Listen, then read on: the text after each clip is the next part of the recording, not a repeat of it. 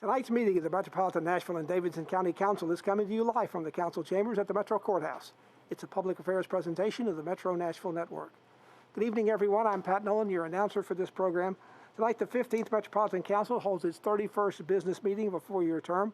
It conducted 24 business meetings during 2020, along with one adjourned meeting. This is the first council meeting for 2021. After meeting 5 times in person at the Music City Center in recent months, Metro Council is back in a virtual format again tonight. The change is due to a continuing increase in COVID-19 in the community. Starting back in April, the council met 15 times virtually, with the public urged not to attend.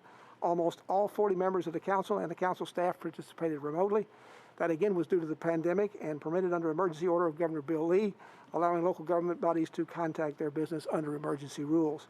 Vice Mayor Jim Shulman and Council Chairman Pro Tem Bob Mendez, along with a few others, are here in the council chambers to conduct the meeting. Those who are here are meeting all the local health orders, including wearing a facial mask since we are in a Metro building. The council agenda tonight is 31 pages long with a total of 86 items up for consideration. That's in addition to 6 appointments and reappointments of local citizens to Metro boards and commissions. There are 21 bills up for public hearings, almost all of them related to zoning changes. There are also 20 resolutions on the agenda, 19 first reading bills, 13 bills on second reading, and 23 ordinances on third and final reading. The council was scheduled to begin its session tonight with an update from Mayor John Cooper on the status and the investigation and the recovery efforts on 2nd Avenue after the Christmas Day bombing. However, the mayor's wife has tested positive for COVID-19, so he is in quarantine. Instead, we will hear from Brenda Haygood, one of the mayor's top aides. She will give the update on behalf of the mayor. Ms. Haygood is a former member of the Metro Council in the last term. The council will also pass a resolution honoring the 6 Metro police officers who responded to the Christmas Day bombing on 2nd Avenue and saved lives by evacuating the area. The resolution also expresses gratitude to all the first responders who assisted at the scene. We also believe that the sergeant on that detail is here tonight to accept the resolution in person. And we also believe the new police chief, John Drake, is also with us tonight. Another business tonight, the administration of Mayor John Cooper is seeking to refinance some of the city's bond debt in light of the current historic low interest rates. 2 resolutions before the council tonight deal with that. RS 2021-699 would save the city approximately $39 million in interest payments over the life of the bonds involved. RS 2020-700 would refinance some of the city's commercial paper, issuing lower general interest obligation bonds instead. Those two resolutions would refinance up to $650 million in debt each. On a somewhat related matter, the council was also expected to consider a bill on second reading, BL 2020-534. It would, for the first time, place a cap on a percentage of budgeted revenue devoted to debt service and require a quarterly debt report to the council from the Director of Finance. That bill is being deferred for more study. The cap would be at 17% under the current bill. The council, again, will also consider the use of Metro license plate scanners by Metro government, by Metro Police. There'll be multiple proposals up before the council tonight.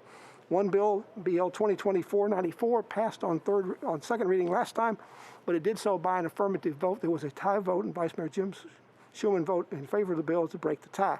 On second reading, the bill did not receive the 21 votes it will need tonight for final passage. It appears that bill may be deferred tonight. There are also other bills on the agenda involving the license scanners. By the way, the purpose of those bills is to allow state and local law enforcement officials to crack down on reckless driving, especially the prosecution of those persons engaged in illegal drag racing activities and mass gatherings within the right-of-way where intersections are unlawfully shut down to accommodate drag racing. Metro Police are currently trying to conduct a crackdown on such activities. Metro Police Chief John Drake has endorsed the legislation. Again, tonight there will be legislation seeking to reverse Metro's efforts to get out of the long-term care business and give the council more approval process in that and more power in that process. This is in the wake of the closing of the Bordeaux long-term care facilities and concerns about the future of the Knowles Home and the Metro General Hospital. The bills are BL 2020-586 and BL 2020-553. They're both on second reading. Council staff warns that council power in this area is limited. Finally, tonight, the council will pass a resolution honoring former council member and longtime civil rights icon Kwame Leo Littard, who recently passed away. If you want to follow tonight's meeting as it progresses, you'll find the council agenda online. Just go to the Metro portion of the Nashville.gov website, then go to the Legislative Information Center. We'll also be placing the bill numbers on the screen when they come up for consideration so you can follow along and keep up with where we are in the meeting agenda. Let's now go to Vice Mayor Jim Shulman. He will gather tonight's virtual council meeting to order.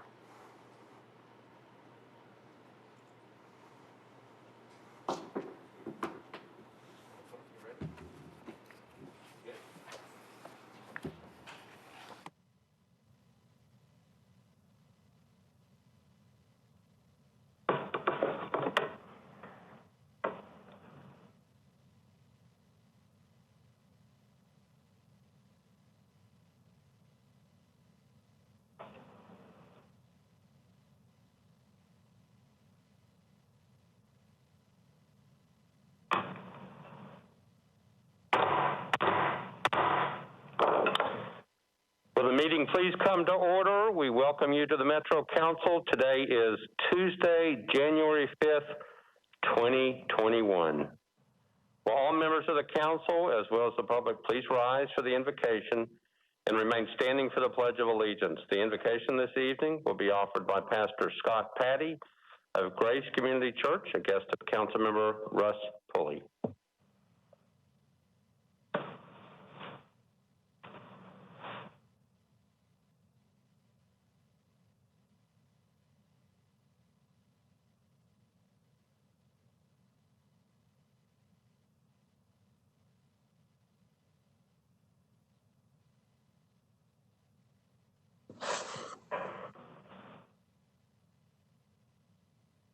Pastor Patty, can you hear us? I think someone needs to unmute him, Vice Mayor. All right, let me see if I can find him. I see him. It looks like his mic is live. Pastor Patty, can you hear us?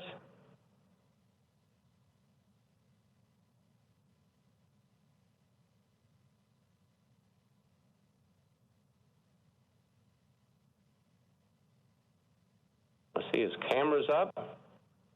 Pastor Patty?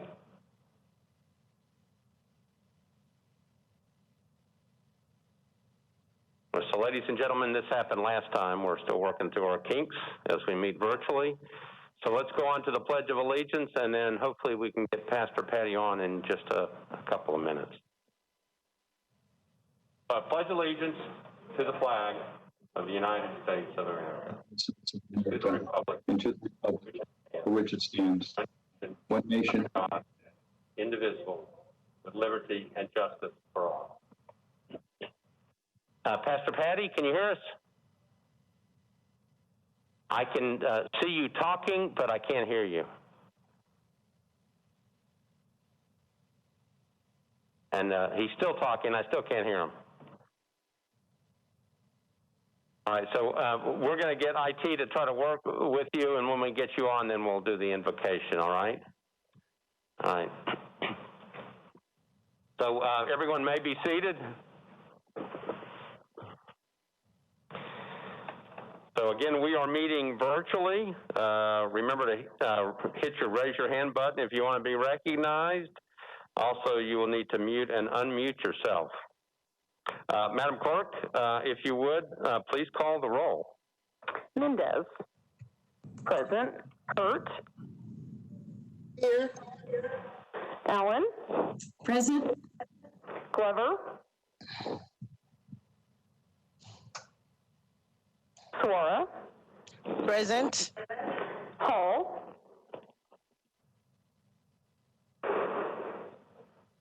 Toombs.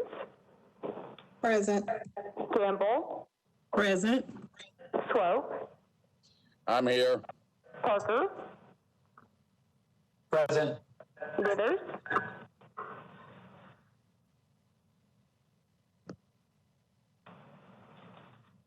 Benedict. Present. Van Reese. Present. Hancock. Present. Young. present, Hager. Present. Evans. Present. Bradford. Present. Roten. Present. Syracuse. Present. Welsh. Present. Sledge. Present. Cash. present, O'Connell. present, Roberts, Present. Taylor, Present. Hauser, Present. Truffle, Present. Murphy, Present. Pulley, Present. Johnston, Present. Nash, Present. Bircher, Present. Porterfield, Present. Sepulveda, Present. Rutherford, Here. Stiles, Present. Lee, Henderson, Here. Rosenberg. Here. I'll just call in a few people that didn't respond, Vice Mayor. Okay. Councilman Glover, Councilmember Glover has texted me. He is on. He just, he can't be heard and seen. So he's working with IT, but he's here. okay, thank you, Vice Mayor. Councilman Hall, Councilman Withers. Aye. Is that Councilmember Hall? Yes. Thank you. Councilmember Withers. Present. And Councilmember Lee.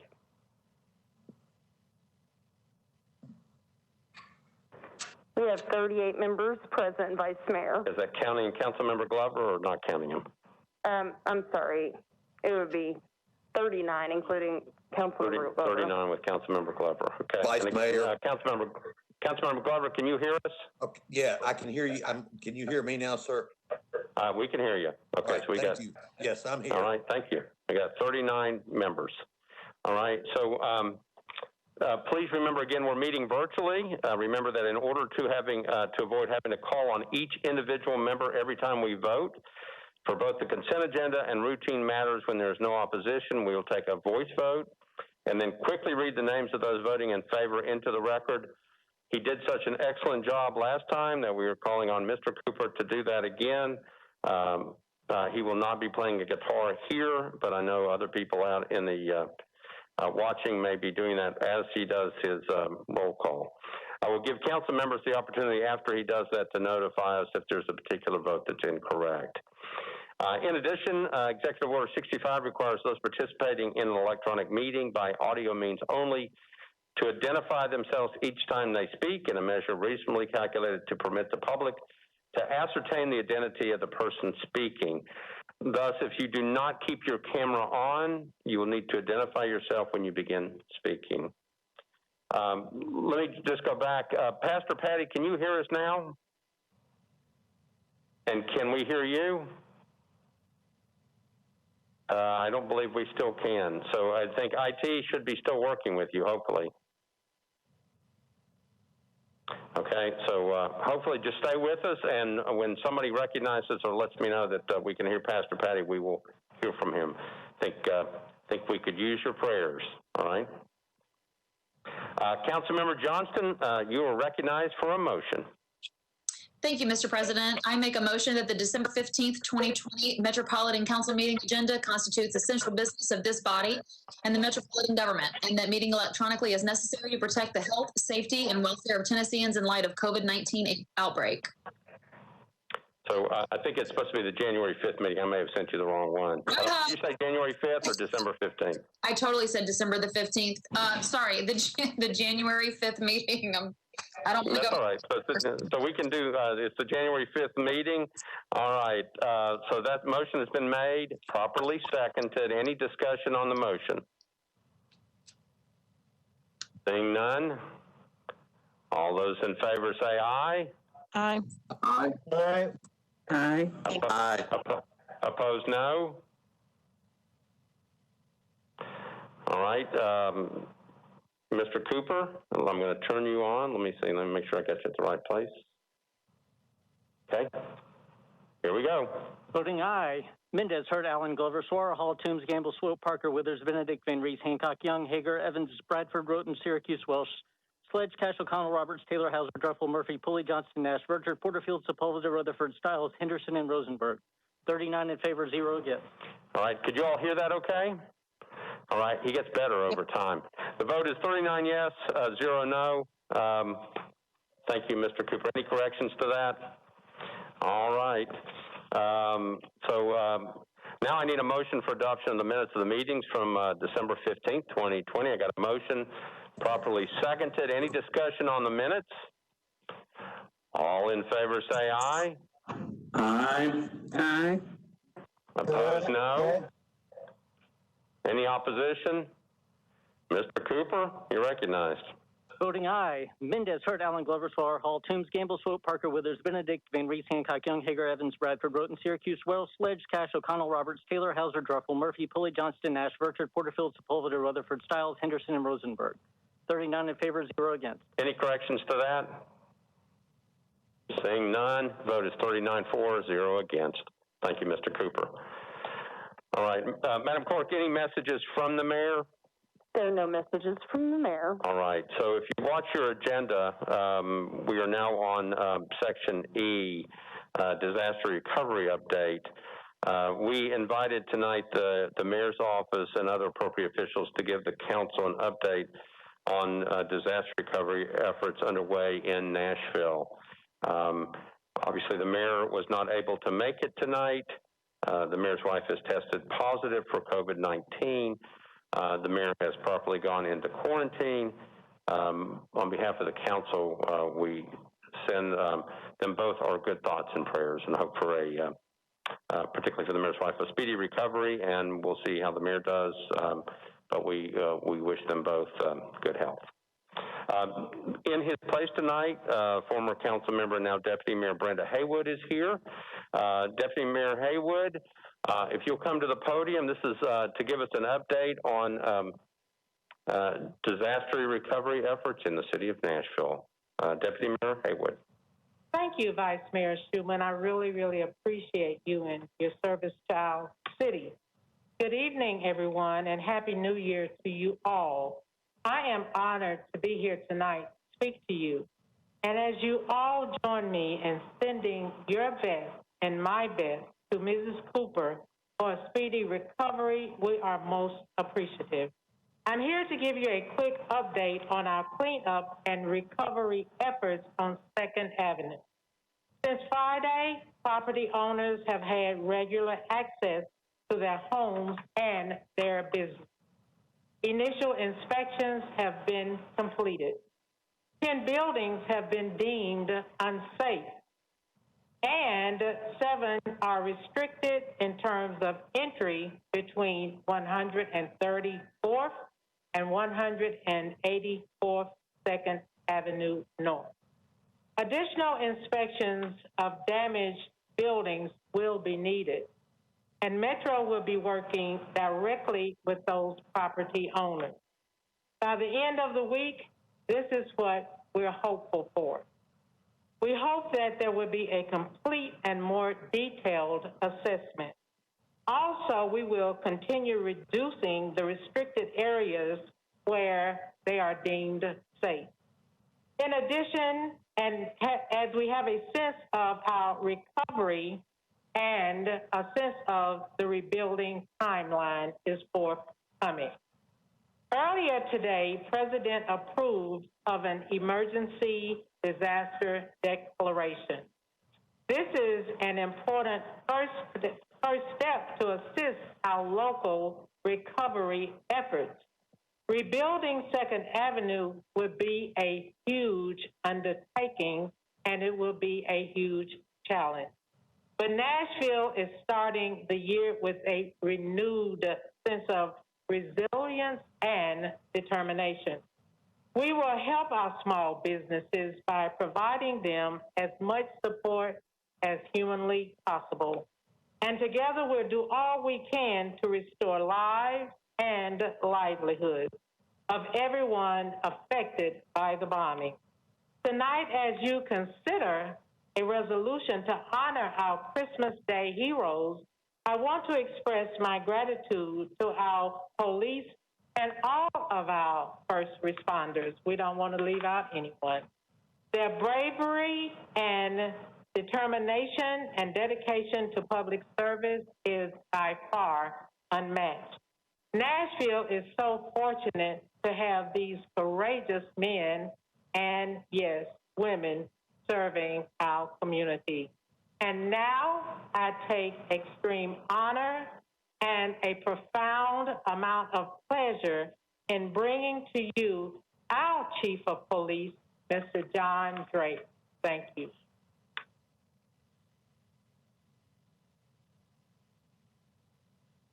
Chief Drake, you are recognized. Thank you, Deputy Mayor Haywood and Vice Mayor Shulman, and good evening, council members. I just have a few updates to give you. OEM is still coordinating access for businesses and residents downtown for owners that want to get into the restricted area. The secured area is still 2nd Avenue to 1st Avenue, Union Street to Broadway, but we're anticipating by the end of the week reducing that restricted area on 2nd Avenue just north of Broadway. We'll have a meeting with a couple of businesses once the assessment is done. They've had minimal damage, and we anticipate having those open by the end of the week. Building assessments are still underway. There are 3 buildings that's not suited for occupancy, and there are 7 buildings with no occupancy. There was some concerns initially about the sewer lines being damaged. There are clay lines, but after assessment, it's been determined as of yet there's been no damage cited. Just a few notes from yesterday. There was concerns about the response to the 2019 report, and I can assure you a lot of my officers wanted to do more, and they were frustrated that they could not get a warrant. But that is being reviewed, and we'll continue to move forward. There was also a comparison of incidents, and I can tell you there will not be a double standard under my direction. I have concerns as well, but we'll move through this together. We're a resilient city and a very resilient police department as well, and we'll work together. That's all I have. Thank you, Chief. Thank you. So before we go on to the rest of the agenda, we have a very special guest with us here tonight in the chamber, Sergeant Timothy Miller, who is the sergeant in charge of the 6 police officers who made the city so very proud on Christmas morning. I know that we are recognizing the 6 tonight, along with Sergeant Miller. There are so many others, as Deputy Mayor Haywood pointed out, that did such outstanding work over the last week and a half. I'm going to invite Sergeant Miller up in just a minute, but without objection, we are going to pull to the front of the agenda RS 2021-714 for consideration. That's on page 15 of your agenda. It is the last resolution on the resolution agenda. It is RS 2021-714. We're pulling it up without objection. It is a resolution by Council Members O'Connell, Allen, Druffel, and Suara, a resolution honoring the 6th Metropolitan Nashville Police Department officers who responded to the Christmas Day bombing on 2nd Avenue and expressing gratitude to all first responders who assisted at the scene. Councilmember O'Connell, you are recognized. Thank you, Mr. President, and thank you also. I mean, we heard during announcements, our pro tem mentioned the support that I've had from colleagues during this, and I'd like to make special recognition of Councilmember Allen. As soon as we knew who these officers and other first responders were, I had in my head that we needed to do this, but as you might imagine, everybody who was involved in the response knows, there was so much going on, and she was able to work with the council office to ensure that this got successfully drafted. So very grateful to her, and she will join me in reading this in just a moment. But it is my honor to offer this resolution with the colleagues who have joined on as sponsors, and I think it would be appropriate to request any member who would like to join and be recognized as a sponsor to do so upon completion of the reading. Whereas early on Christmas Day, sorry, Mr. President. Oh, that's all right. I was just going to get a committee report before I take the motion. Yes, thank you. Committee reports. Committee report, rules and confirmations, Councilmember Johnston. Thank you. We voted 6 in favor, 0 against. All right. Councilmember O'Connell, back to you for a motion. Thank you. I'd like to move this resolution with a brief comment. All right. So the motion is to approve and have everyone who votes in favor of this resolution to be listed as a prime sponsor on the resolution. Correct? Yes, sir. All right. Properly seconded. Back to you for a comment. Thank you, Mr. President. I know by custom, what we typically do is approve these resolutions and then later do a floor presentation. But I know we have the sergeant with us this evening. Would it be appropriate to read the resolution tonight and do the floor presentation tonight? That is fine with me. I know that at some point we are going to have a program, I think, along with the mayor's office for the 6 officers and other folks involved. But obviously we have the sergeant here, Sergeant Miller, along with his family. So what we'd like to do is we'll do it any way you want to. If you want, we can go ahead and get the motion approved, and then you can read the resolution after we've done that, if that's okay. That would be great. Let's proceed in that fashion. Okay, so Councilmember O'Connell has moved passage of RS 2021-714. Everyone will be listed as a co-prime sponsor. For purposes of the record, let's let Councilmember Allen second the resolution. Discussion on the resolution. Councilmember Glover, you are recognized. Can you hear me? Yes, sir. Thank you, Vice Mayor. Okay, you're recognized. Let me just add, yes, I'm delighted to put this on. I also sent a letter to these 6 officers, each individually.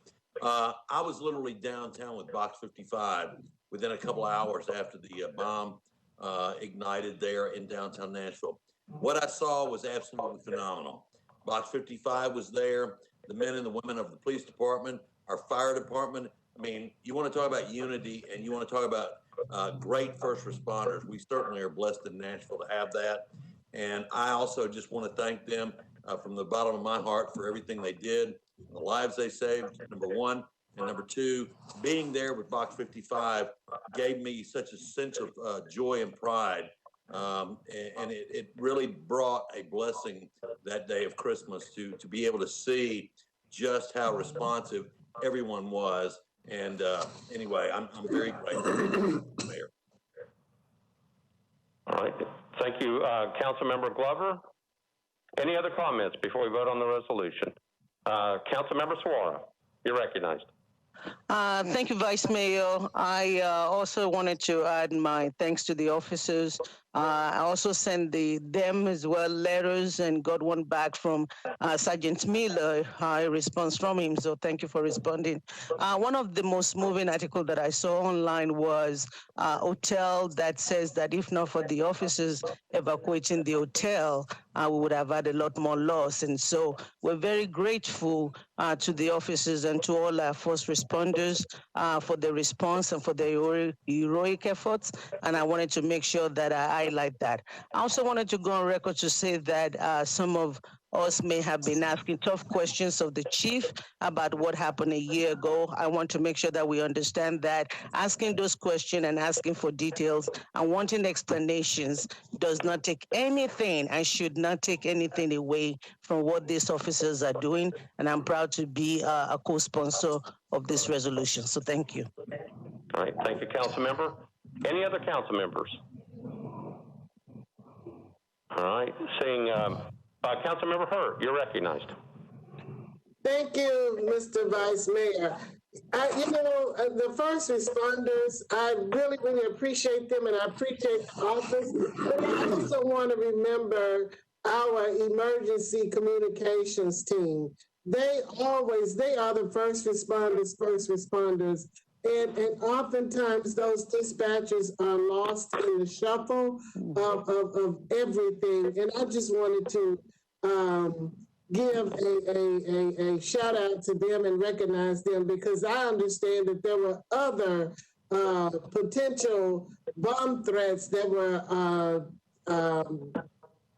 in Nashville during that same time, and they were trying to address them all at one time. So I just want to give a shout out to Mr. Martini and his staff for the awesome work that they continue to do.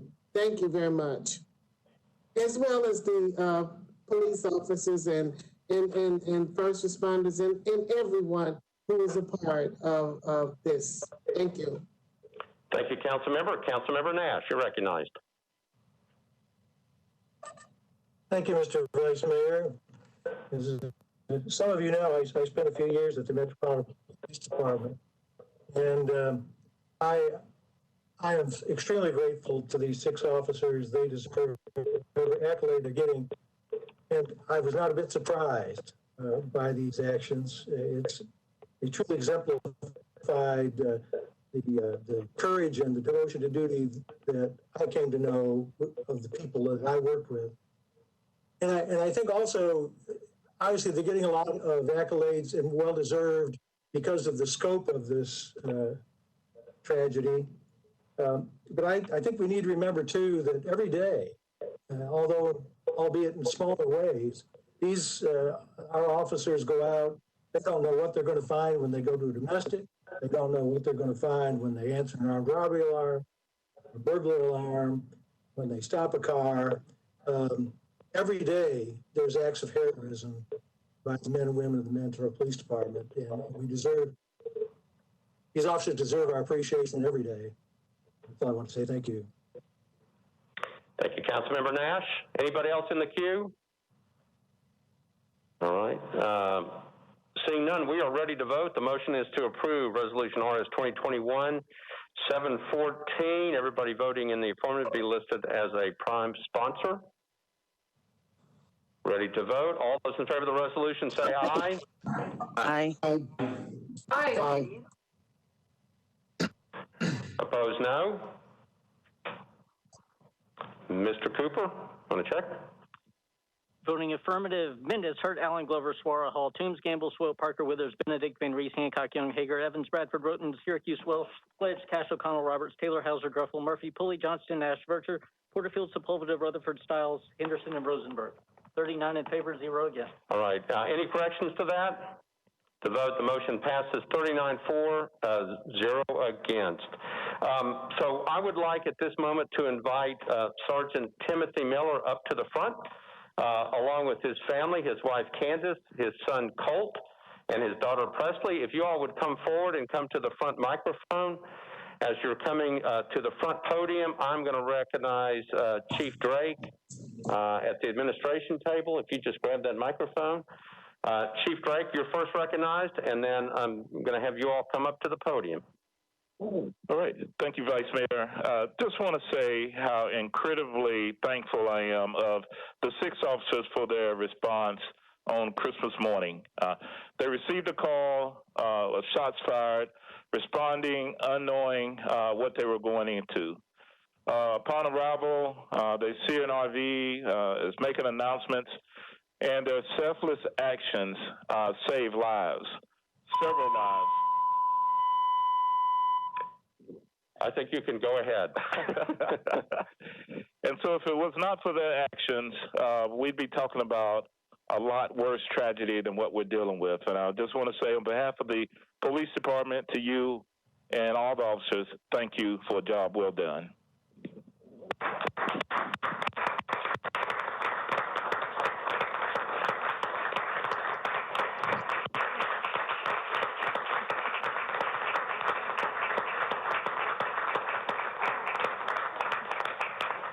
So, Sergeant, we're going to let you speak in just a minute, but I believe Councilmember O'Connell wants to read the resolution. Councilmember O'Connell, you're recognized. Thank you, Mr. President. It is my honor to be a part of this, and I will echo all the gratitude here for the sergeant and the other officers who were quick to respond. Whereas early on Christmas Day, Metropolitan Nashville Police Department received a report of gunfire on 2nd Avenue North in downtown Nashville. And whereas instead of gunfire, the responding officers encountered an RV parked on the street playing announcements from an audio amplification device. The audio from the RV then began a 15-minute countdown to a detonation. And whereas 6 brave officers responded to the call and ran into the danger. They took measures to evacuate as many people as possible from buildings along 2nd Avenue and set up a perimeter around the scene. They also alerted the MNPD Hazardous Devices Unit, who were on the way to the scene when the vehicle exploded. And whereas these 6 officers from the Central Police Precinct are Officers Brenna Hosey, Tyler Llewellyn, Michael Sipos, Amanda Topping, James Wells, and Sergeant Timothy Miller. Now I'd like to hand it over to Councilmember Allen to complete the reading, if that's okay, Mr. President. That's okay. Councilmember Allen, you're recognized. Thank you. And whereas Officer Llewellyn was knocked down by a blast, Officer Hosey was also thrown backward by the explosion. Officer Wells suffered hearing loss from the blast. And whereas the quick and selfless action of these heroic officers no doubt saved lives on Christmas morning. And whereas after the explosion, many other first responders provided security and assistance at the scene, the Metropolitan Council would like to express appreciation for the Metropolitan Nashville Police Department, the Nashville Fire Department, and the Office of Emergency Management. And whereas the Metropolitan Council is proud and grateful for all of our city's hardworking first responders that make Music City strong, especially in the wake of this tragic event. Now, therefore, be it resolved by the Council of the Metropolitan Government of Nashville and Davidson County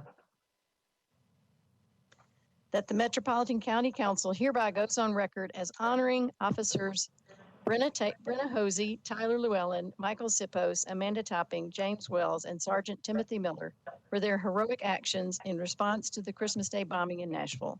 The Metro Council further goes on record as expressing gratitude to the first responders who assisted at the scene. And we will be presenting these to the officers at a subsequent ceremony. All right. Thank you, Councilmember O'Connell. Councilmember Allen, again, at some appropriate time in the future, we will get everyone together.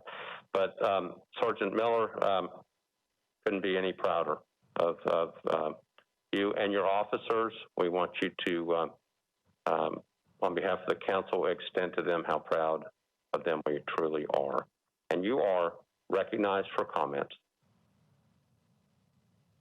And right there. I won't say a whole lot. I would like to thank Mr. Vice Mayor, Ms. Deputy Mayor, the Chief, all the council members. I do appreciate the recognition, not only for myself, other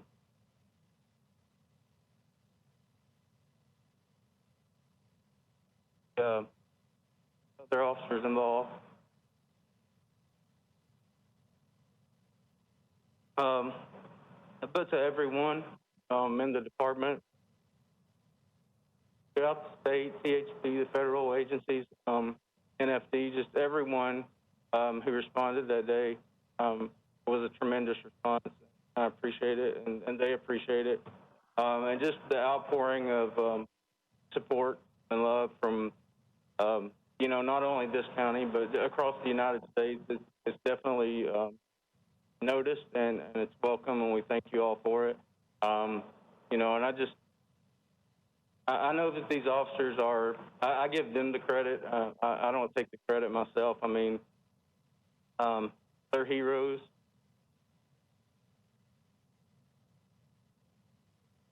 Every day. This is a tragic incident. You know, I thank God that I'm here with my family, and that all my officers are okay. No lives were lost that day. But it's just been tremendous, and I thank everyone for their support and for this honor. You know, none of us do this job for this. We don't do it to be recognized, but we certainly do appreciate it, and I want everybody to know that. We don't take that for granted. When we are recognized, we thank you for it. That's all I'll say. I don't talk a whole lot about the incident itself, and you know, in time I will. But for now, just thank you to everyone involved, and I'm just glad we're all here today. Thank you.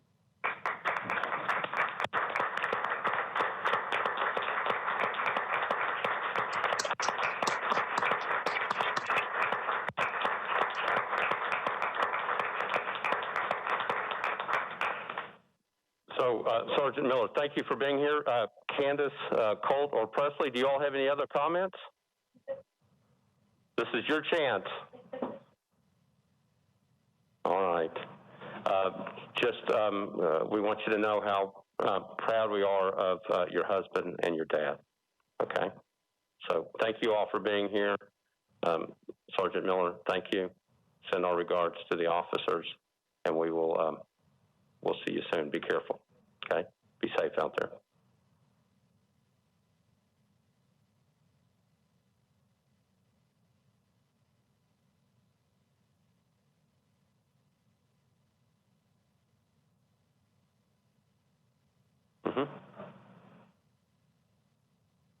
That's okay. We normally don't let pictures be taken like this, but for this occasion, we will certainly do that.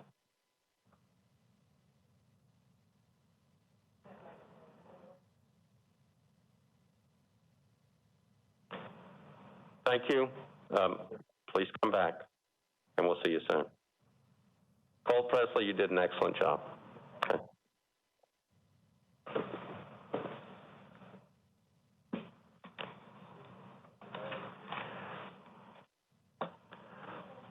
All right. Thank you, council members. Thank you, Councilmember O'Connell, Alan, for that.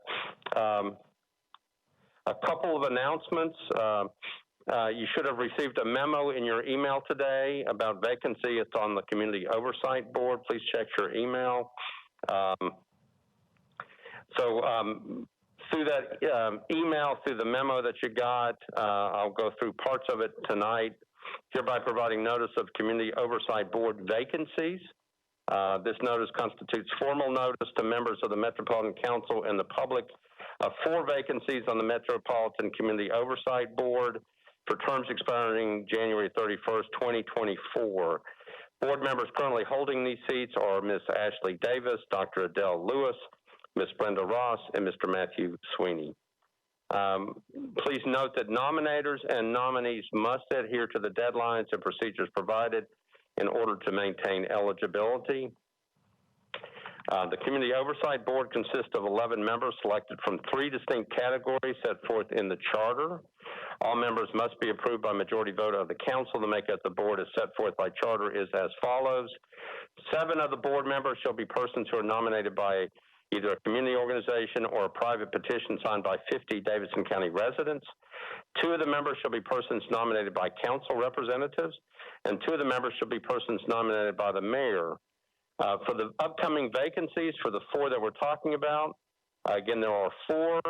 Of the 4 vacancies, 3 members must be representatives of either a community organization or a private petition signed by 50 residents of Davidson County. In addition, 1 vacancy is to be filled, will be among nominations submitted by council members. All Community Oversight Board members must be registered voters. Again, 3 will be representatives of either a community organization or a private petition. 1 is going to be filled by nominations submitted by council members.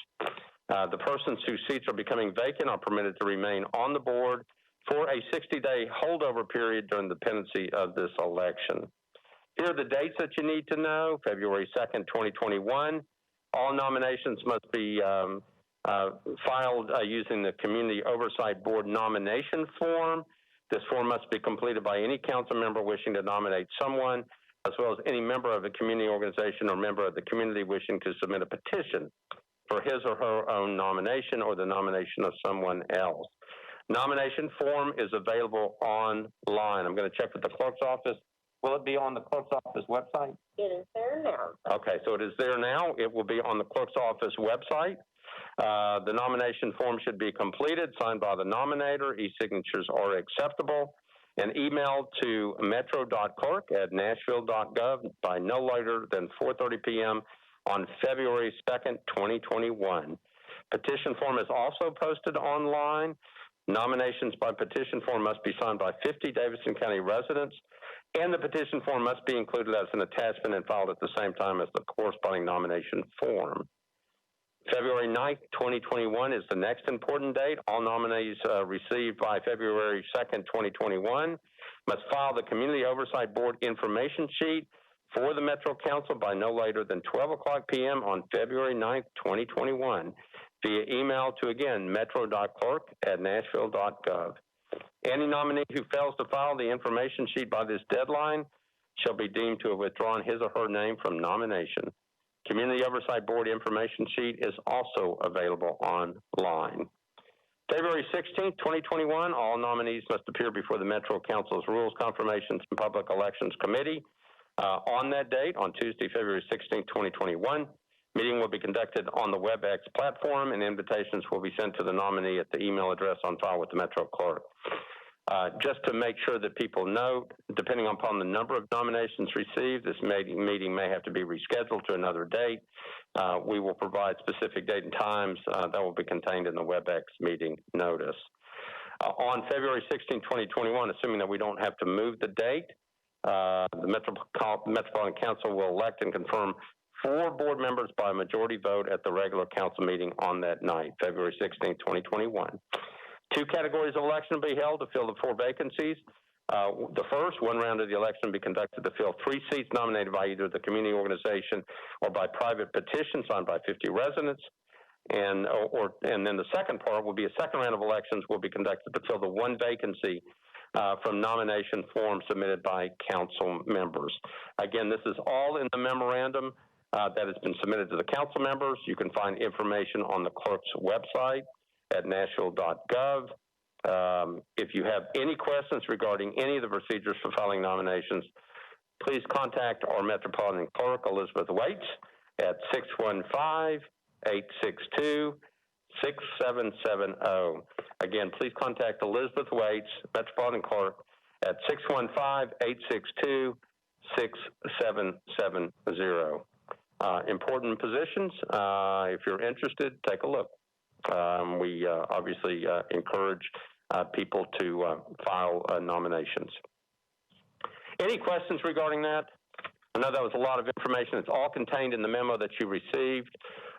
If you have any questions, please reach out to Elizabeth Waits, or you can also reach out to our legal counsel, Mr. John Cooper. A couple of other announcements. Just to make sure that you all know, with the executive order from the governor, we are able to meet virtually. We will be meeting virtually through the end of February. That's how long the executive order runs through. We'll see what happens at that point. But in an effort to, again, try to keep everybody as safe as possible, the Metro Council will be meeting virtually through the end of February. 2 more announcements. We want to congratulate the Tennessee Titans for their big win on Sunday. And winning their AFC division title. They will play the Baltimore Ravens on Sunday here at Nissan Stadium at 12 o'clock noon. And one last thing, and this comes from the mayor's office. This week, Nashville will surpass 500 deaths from COVID-19.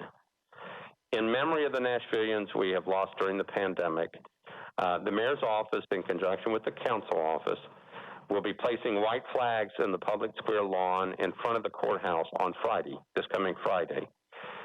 So we would like to invite each of you, if you're able, to come by between the hours of 1 p.m. and 4 p.m. on Friday to place a flag for someone you know who has passed away due to COVID-19. The flags are available at the front desk of the mayor's office.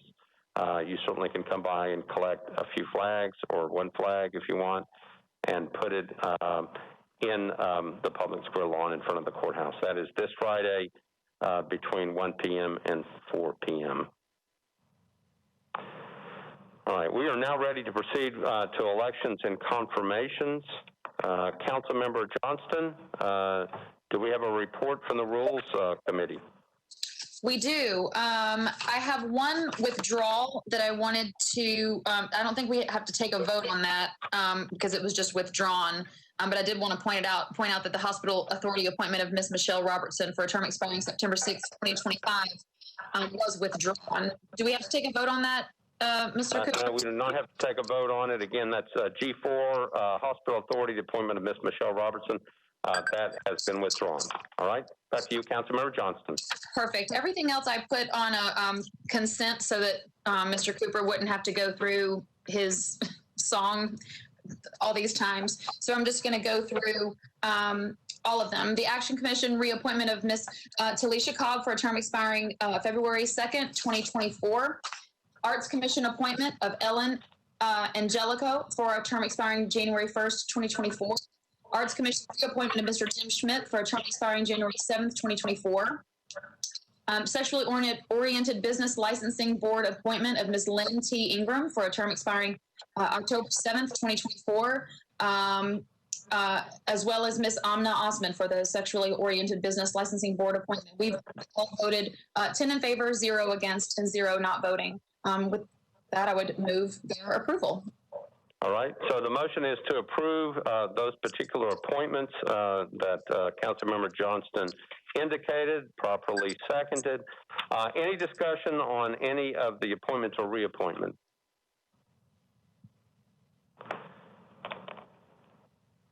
Councilmember Hancock, you're recognized. I was wondering if upon appointment, Ellen Angelica could perform the song in conjunction with John Cooper reading the names. So I heard part of that, Councilmember Hancock. It was something about, can you say that again? Yes, Ellen Angelica created a song at our last meeting that she played to the tune of John Cooper reading all of our names, and I was hoping for a live performance. Well, that is up to Ms. Angelico. Is she on the call? They are on none, I think. Are you on the call? Okay, so she was in the Rules Committee, so we'll have to try that again some other time. So the motion is to approve the reappointment and the appointments. Seeing nobody else in the queue, all those in favor say aye. Aye. Aye. Aye. Aye. Aye. Opposed, no. Looks like the motion passes, but let's check. Mr. Cooper, you're recognized. Yes, I would note that Councilmember Lee is now in the meeting, so we have all 40 members present. Okay, Councilmember Lee is there, so we've got all 40. Voting aye. Mendez, Hurt, Allen, Glover, Suara, Hall, Toombs, Gamble, Swope, Parker, Withers, Benedict, Van Rees, Hancock, Young, Hager, Evans, Bradford, Broughton, Syracuse, Wells, Sledge, Cash, O'Connell, Roberts, Taylor, Hauser, Druffel, Murphy, Pulley, Johnston, Nash, Burchard, Porterfield, Sepulveda, Rutherford, Stiles, Lee, Henderson, and Rosenberg. All right. In favor, 0 against. Any changes to that? Motion passes 40 ayes, 0 noes. Thank you, Mr. Cooper. So on behalf of the entire Metro Council, I did want to thank Ms. Talisha Cobb for reappointment on the Action Commission, Ms. Ellen Angelico for the Arts Commission, Mr. Jim Schmidt for the Arts Commission, Ms. Lynn Ingram for the Sexually Oriented Business Licensing Board, and Ms. Amna Osman also for the Sexually Oriented Business Licensing Board. We certainly appreciate your service, your time, your willingness to serve, and to supply us with your expertise to help Nashville and Davidson County. Thank you very much for being a part of this. So we now move on to resolutions on public hearing, and we also have bills on public hearing tonight. Because we are meeting virtually, this is how this works. We're going to start with the resolutions, but then we will go to resolutions. Okay, so I'm trying to keep up with all this. Apparently the pastor is on the line, and I believe we can hear them. Pastor Patty, can you say something so we make sure that we can hear you? Yes, hello. I think I'm on now. All right. So before we get into resolutions and bills, we're going to go back and pray. So if you all would join me in standing up, and Pastor Patty, thank you for staying with us and hanging with us. Yes. You're recognized. Yes, thank you. Well, as a longtime Nashvilleian, over 50 years living in Davidson County, Nashville, I want to say thank you all for your service to our city from the bottom of my heart. Also, thank you especially during these very, very challenging days this past year. And my whole congregation is very grateful for you. We pray for you. So let's pray. Our Father, we thank you, first of all, for the provision of this past year. What a year it has been. But all the way through, we can see mercies along the way. We thank you, Father, for all of those who have served our city in this past year. We thank you for the gift of government that orders our lives, so that we can each pursue life, liberty, and the pursuit of happiness.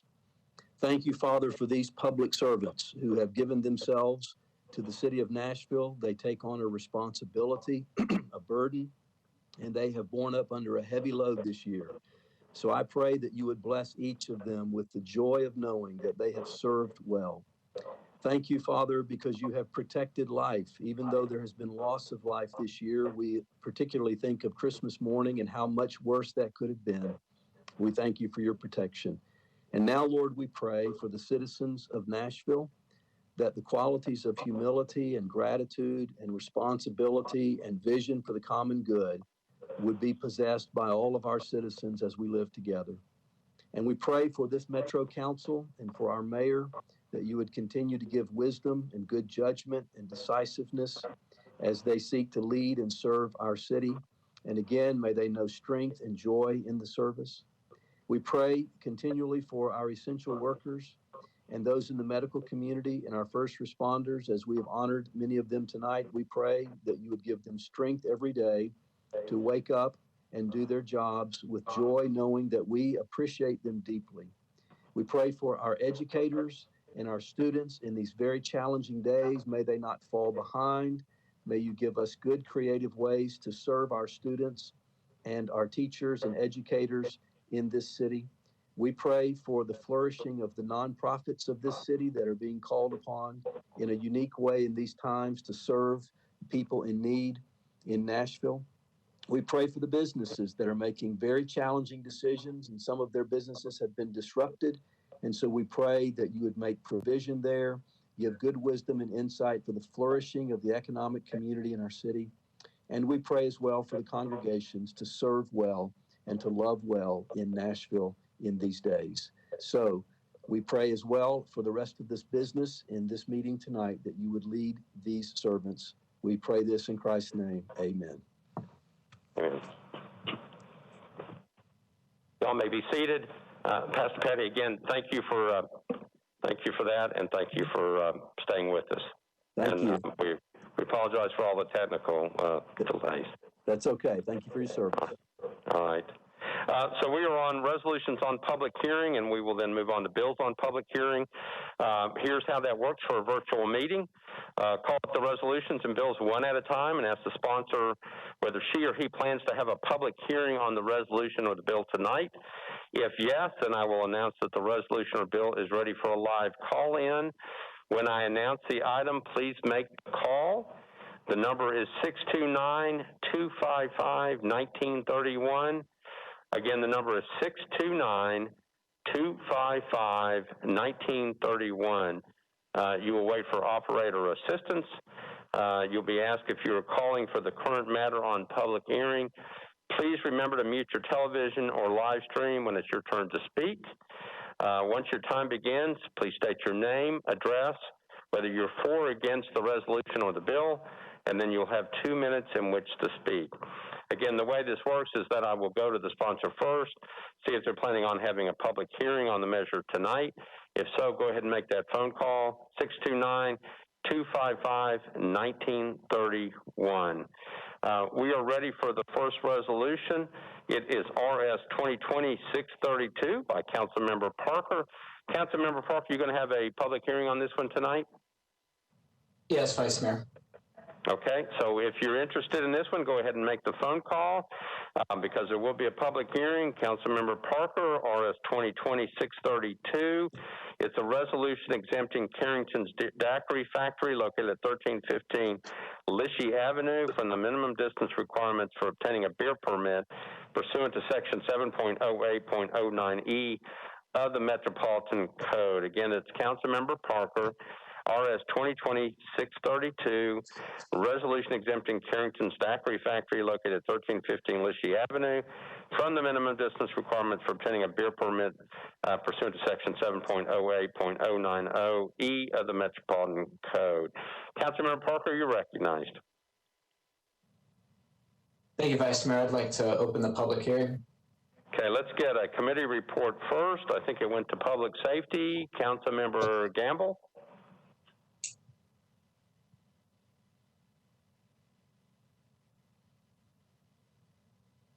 Councilmember Gamble, you're with us?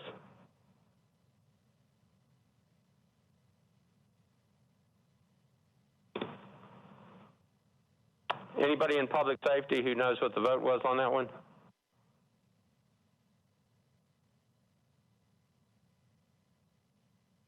Okay.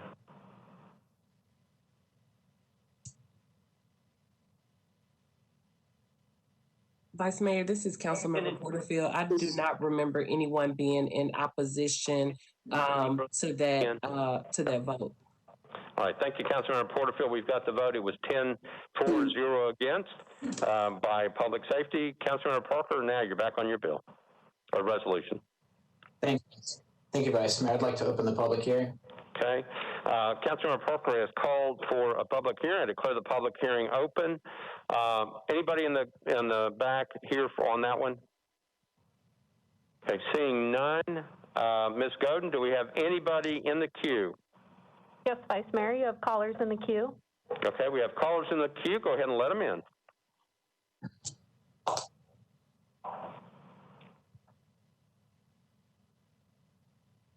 Okay, do we have somebody on the line?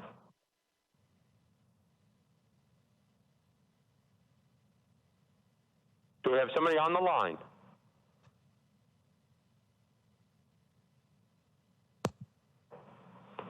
Okay, we have somebody on the line. We're on RS 2020-632. I need your name, address, whether you're for or against the resolution, and then you'll have 2 minutes. Yes, Kennedy Johnson representing Carrington's Daiquiri Factory at 1315 Ritchie Avenue, and that's Nashville, Tennessee 37207. I am for this resolution. I am the owner, and just to briefly speak about this business, it's been in existence for about 10 years. It has provided economic opportunity in the form of jobs and so forth for this community, which has been a traditionally underserved community.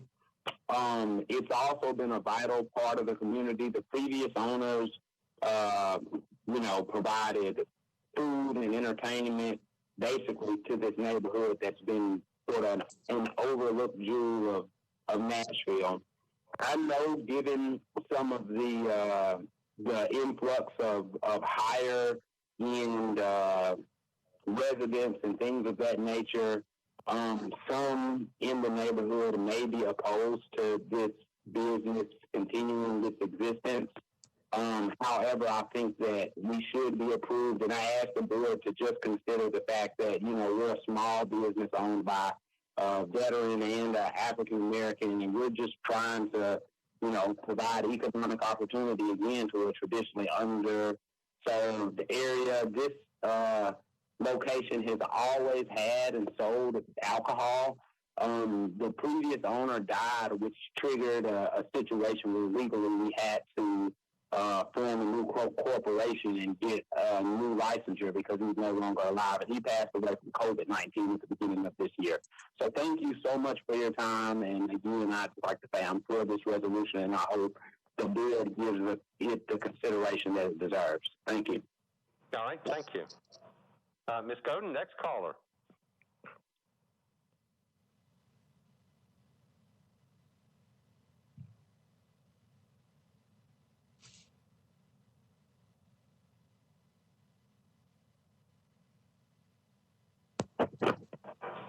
All right, you're the next caller. We're on RS 2020-632. Name, address, for or against the resolution.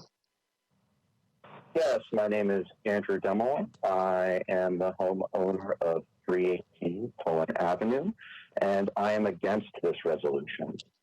Okay. Okay. Do you have any comments? I absolutely do. 1315.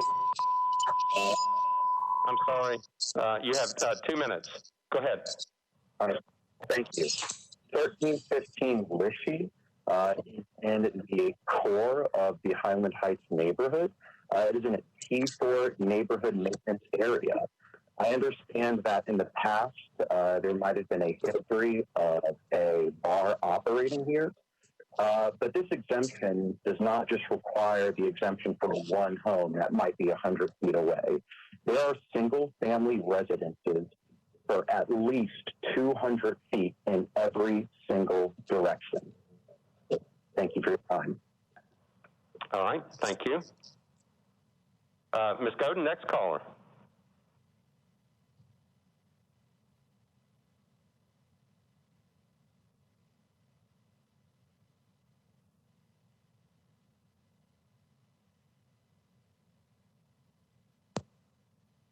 All right, you're the next caller. We're on RS 2020-632. I need your name, address, for or against the bill, resolution, excuse me, and then you've got 2 minutes.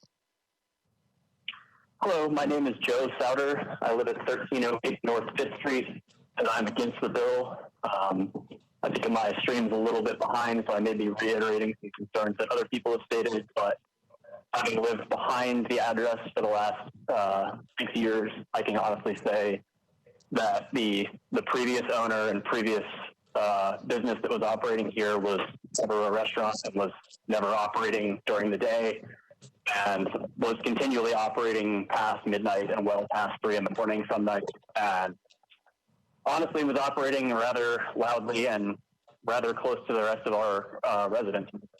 So my primary concern here isn't someone operating a restaurant or opening a new business here, but I would like to hear from the business owner some kind of commitment to closing the business earlier, as a lot of other restaurants in East Nashville that have been built in areas like this have done. I understand that they can legally be open until 2. I would like to hear a commitment from the owner to try and work with the neighborhood here instead of continuing business as usual as it was, because I can tell you it's not feasible to run a nightclub in that space without having a legal problem. The noise was making the windows in our house vibrate. It's that close to the house. That's pretty much all I've got, but thank you guys for your time, and I appreciate it. All right, thank you for calling. Ms. Godin, next caller. There are no more callers in the queue, Vice Mayor. Okay, thank you. I declare the public hearing closed. Back to you, Councilmember Parker. Thank you, Vice Mayor, and thanks to Mr. Johnson and everyone else who came to speak at the public hearing on this. This is a tough one for me. I have a folder in my inbox full of opposition to this distance exemption. I have not received much support from folks in the community for this exemption. What I would like to do today is defer this for 2 meetings, defer vote on this for 2 meetings. And in the meantime, what I would ask Mr. Johnson to do is attend a neighborhood meeting, as well as perhaps communicate with some of the immediate neighbors, because most of the neighbors that I've received concern or opposition from are located immediately adjacent to this proposed bar. So I'll be happy to work with Mr. Johnson between now and 2 meetings from now, but my motion for today would be to defer this vote for 2 meetings. Okay, Councilmember Parker, we just have learned that there is one additional caller in the queue. So without objection, we're going to reopen the public hearing to let them come in, and then we'll come back to you for a motion. So declare the public hearing reopen on this measure, RS 2020-632. Ms. Godin, go ahead and let them in.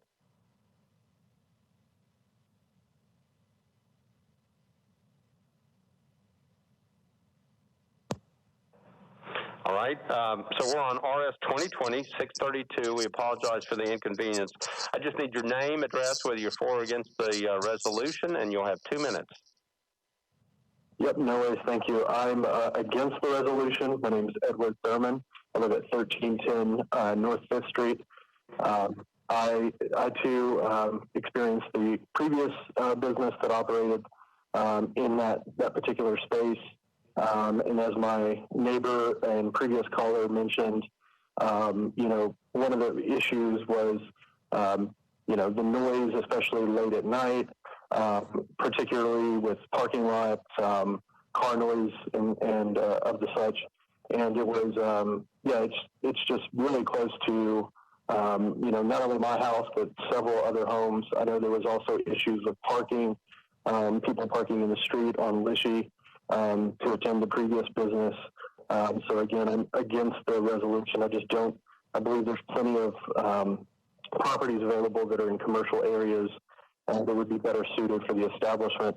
Not against the establishment itself, just think, a bar doesn't have a place in the neighborhood next to houses as close as that property is. Thank you.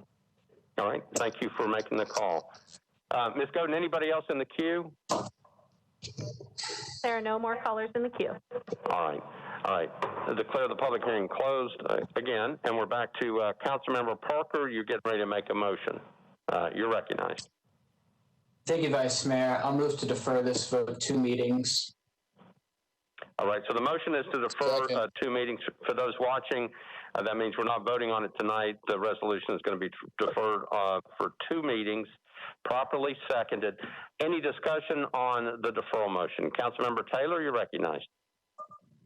Thank you, Vice Mayor. I have a question, Vice Mayor, for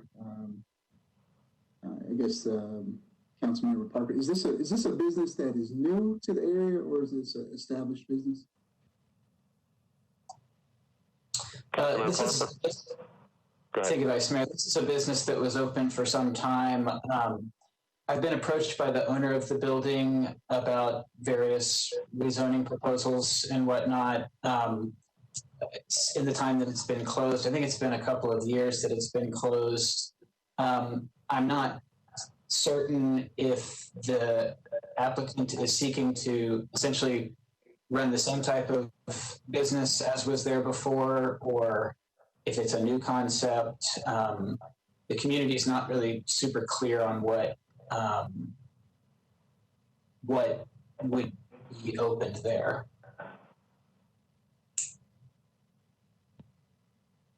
Councilmember Taylor? Thank you, Vice Mayor. That's all. Okay. All right. Anybody else in the queue? Anybody else with questions? Okay. The motion is to defer 2 meetings. Again, properly seconded. We're voting on the motion to defer. All those in favor of the deferral motion say aye. Aye. Aye. Aye. Opposed, no. I think the motion passes. Mr. Cooper? Aye. Mendez, Hurt, Allen, Glover, Swara, Hall, Toombs, Gamble, Swope, Parker, Withers, Benedict, Van Reese, Hancock, Young, Hager, Evans, Bradford, Groton, Syracuse, Welsh, Sledge, Cash, O'Connell, Roberts, Taylor, Hauser, Druffel, Murphy, Pulley, Johnston, Nash, Virchard, Porterfield, Sepulveda, Rutherford, Stiles, Lee, Henderson, and Rosenberg. 40 in favor, 0 against. All right. Any corrections to that? 40 ayes, 0 noes. Motion to defer passes. We're on the next resolution. It's RS 2020-689 by Council Members Nash and Stiles. Councilmember Nash, public hearing on this one tonight? Yes, sir. All right. So if you're interested in this one, go ahead and make that phone call. RS 2020-689 by Nash and Stiles. A resolution approving the use of cameras for data collection to the curb loading zone management pilot by the Metropolitan Government of Nashville and Davidson County, acting by and through its Department of Public Works in collaboration with Flow Inc., doing business as COORD Cord. Again, it's Nash and Stiles. It's Resolution RS 2020-689. It's a resolution approving the use of cameras for data collection through the curb loading zone management pilot by the Metropolitan Government of Nashville and Davidson County, acting by and through its Department of Public Works in collaboration with Flow Inc., doing business as Cord. Councilmember Nash, you're recognized. Public Works recommended it, 9 in favor and 1 against.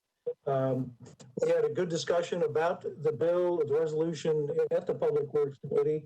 We're given a lot of information from Public Works representative and from representative of the company. I think at the end of the day, we all generally agreed, or most of us generally agreed, that it was a very well managed program, very limited program to help Public Works get their arm around the parking and the loading and how do we make that more efficient. They just need the data from this program to help them do that. All right, so Councilmember Nash, we have to have the public hearing on this one. Yep, public hearing. All right, so declare the public hearing open. Anybody in the back here on that particular resolution?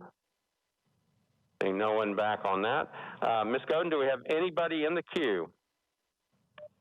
There are no callers in the queue. All right, I'll read it one more time. RS 2020-689 by Council Members Nash and Stiles. Resolution approving the use of cameras for data collection through the curb loading zone management pilot program by the Metropolitan Government of Nashville and Davidson County, acting by and through its Department of Public Works in collaboration with Flow Inc., doing business as Core. Ms. Governor, anybody? There are no callers in the queue. All right. Declare the public hearing closed. Councilmember Nash, you're recognized. Move for approval, Vice Mayor. All right, so there's a motion to approve, properly seconded. Councilmember O'Connell, you're recognized. Thank you, Mr. President. I just wanted to highlight a few key moments that came up in both Public Works Committee as well as at the Traffic and Parking Commission. The Public Works and the vendor noted that these cameras were not actually required in order for the pilot to proceed, but we got some additional information in Public Works Committee that I think is worth sharing. As colleagues know, Public Safety Chair, Councilmember Gamble, has been leading both our body as well as the general public through a series of public discussions about license plate readers and some of the camera technology that is generally available. The Public Works Committee noted that these will not, in fact, be license plate readers, that they are low resolution generic capture for evaluation of a pilot. These cameras will also not be permanently installed. This is a temporary installation at select sites for the pilot and will be used expressly for the purposes of evaluating the pilot with similar data storage constraints to what we've considered elsewhere. So I know we've got a couple of LPR bills coming up on the agenda that are going to be deferred to allow the space for further public discussion for already scheduled meetings. But because this program did not meet the standard of being considered LPRs, we decided in Public Works Committee, based on that discussion, that this did not need to be deferred and would allow the pilot to proceed based on its proposed schedule. So just think those are all key points of information. Thank you. All right, thank you, Councilmember O'Connell. Anybody else in the queue? Seeing nobody else, we're ready to vote. The motion is to pass RS 2020-689 by Councilmember Nash. All those in favor say aye. Aye. Aye. Aye. Aye. Aye. Aye. Opposed, no. All right, motion passes. Mr. Cooper? Voting aye. Mendez, Hurt, Allen, Glover, Suara, Hall, Toombs, Campbell, Swope, Parker, Withers, Benedict, Van Reese, Hancock, Young, Hager, Evans, Bradford, Groton, Syracuse, Wells, Sledge, Cash, O'Connell, Roberts, Taylor, Hauser, Druffel, Murphy, Pulley, Johnston, Nash, Verger, Porterfield, Sepulveda, Rutherford, Stiles, Lee, Henderson, and Rosenberg. 40 in favor. All right, any corrections to that? Seeing none, 40 ayes, 0 noes, motion passes. All right, we're on bills on public hearing. The first one up is number 3 on your agenda. It's on page 3, BL 2020-460 by Councilmember Withers and Nash. Councilmember Withers, are you going to have a public hearing on this one tonight? No, Mr. Vice Mayor. All right, so no public hearing. I'm going to read the caption, then I'll come back to you. BL 2020-460, Councilmember Withers and Nash. Ordinance amending Metropolitan Code Section 17.32.150 to regulate the orientation of Type 2 billboards. Councilmember Withers, you're recognized. Thank you, Mr. Vice Mayor. This was brought forward initially as part of a housekeeping or clarification measure. Worked with the staff. We had some good discussions about it, certainly, but we have decided to move forward with it at this time. So I would like to move. All right, Councilman Withers, if you don't mind repeating that, I'm having trouble hearing you. Okay. Tell me what your motion is. I would like to move for an indefinite deferral with a brief comment. Okay, so an indefinite deferral? Okay. Yes, please. Okay, so the motion is for is to move this is for an indefinite deferral on BL 2020-460, properly seconded. Back to you for comment. Thank you, Mr. Vice Mayor. This measure was brought as a housekeeping or clarification measure. and I worked with the planning department staff. We had a lot of good discussions about it, but we have decided not to move forward at this time. So with that, I remove my motion for indefinite deferral. Okay, so again, the motion is for indefinite deferral. Again, it was properly seconded. Any discussion on the motion to defer? Seeing nobody in the queue, we're ready to vote. All those in favor of the motion to defer say indefinitely say aye. Aye. Aye. Aye. Aye. Aye. Opposed, no. Deferral motion passes. Mr. Cooper? Voting aye. Mendez, Hurt, Allen, Glover, Suara, Hall, Toombs, Gamble, Swope, Parker, Withers, Benedict, Van Reese, Hancock, Young, Hager, Evans, Bradford, Groton, Syracuse, Welsh, Sledge, Cash, O'Connell, Roberts, Taylor, Hauser, Druffel, Murphy, Pulley, Johnston, Nash, Burchard, Porterfield, Sepulveda, Rutherford, Stiles, Lee, Henderson, and Rosenberg. All right, any corrections to that? Seeing none, motion passes 44-0 against. We're on item number 4, BL 2020-522 by Councilmember Stiles. Councilmember Stiles, you going to have a public hearing on this one tonight? Yes, Vice Mayor. All right, so if you're interested in this, go ahead and make your phone call in. BL 2020-522 by Councilmember Stiles. Ordinance to amend Title 17 of the Metropolitan Code by changing AR2A to RM20 NS zoning for properties located at 5118 Mount View Road and Mount View Road unnumbered, approximately 360 feet west of Highlander Drive. Again, it is BL 2020-522 by Councilmember Stiles. Ordinance to amend Title 17 of the Metropolitan Code by changing from AR2A to RM20 NS zoning for properties located at 5118 Mount View Road and Mount View Road unnumbered, approximately 360 feet west of Highlander Drive. Councilmember Stiles, you're recognized. Thank you very much, Vice Mayor. This is a project to bring some new townhomes to our district. And we have had several community meetings with feedback and it has been accepted. So I'm looking to hear if there's anyone in the queue to say anything else, but so far so good. Everyone has approved of this project. All right, so we're going to open up the public hearing, declare the public hearing open. Anybody in the back here on this particular matter? Seeing nobody in the back. Ms. Godin, do we have anybody on the line? We do have a caller coming in right now. Okay, thank you. Okay, go ahead and let him in.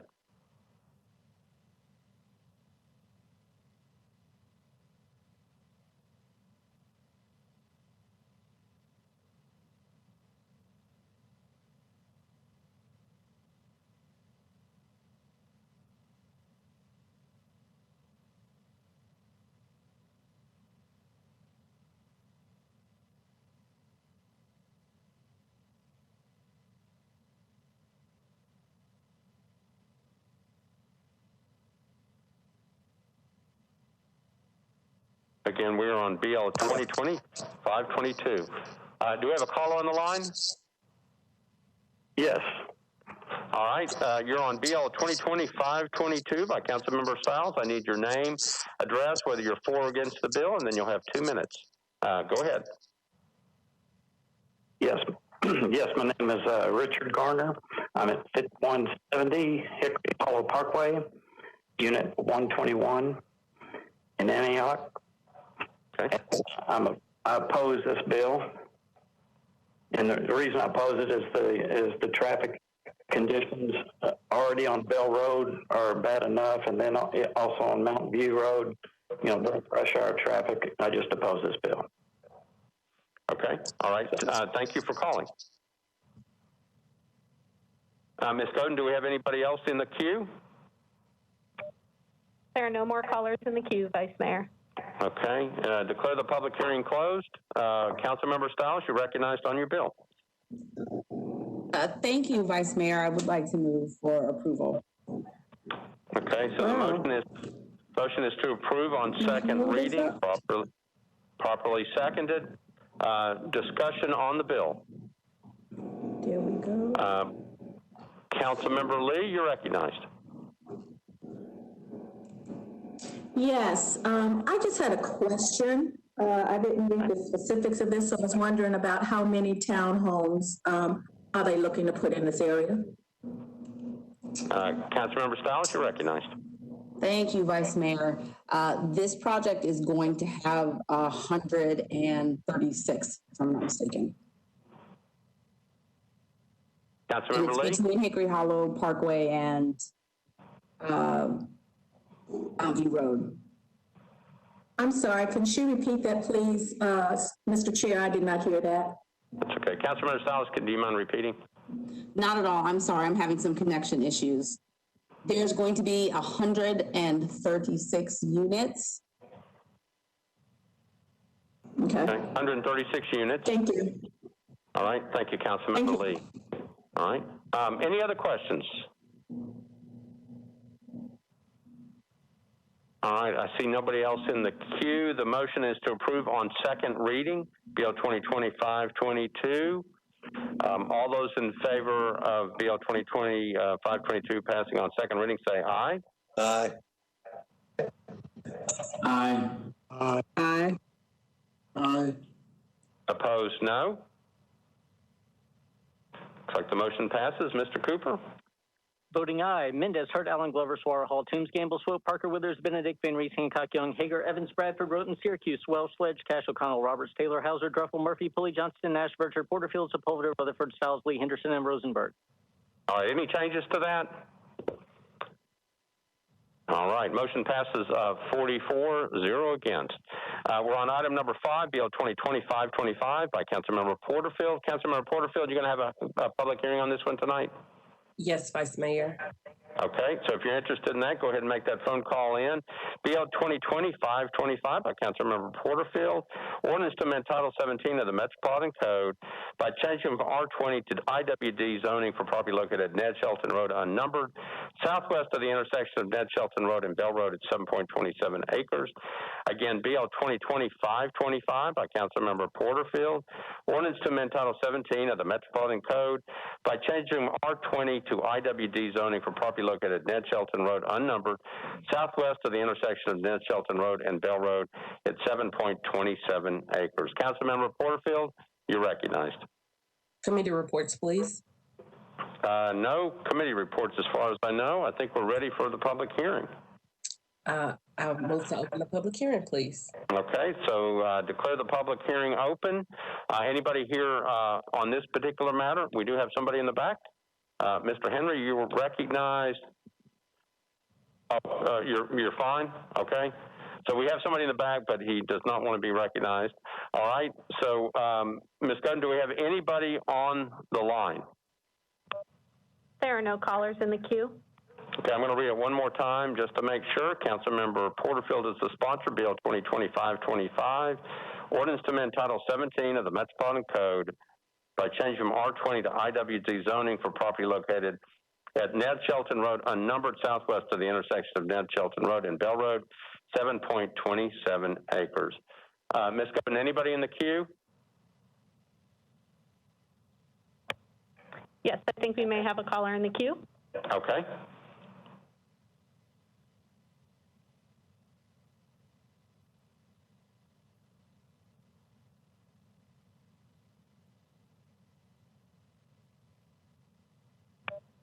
We have no more callers in the queue, Vice Mayor. Okay, go ahead and let them in.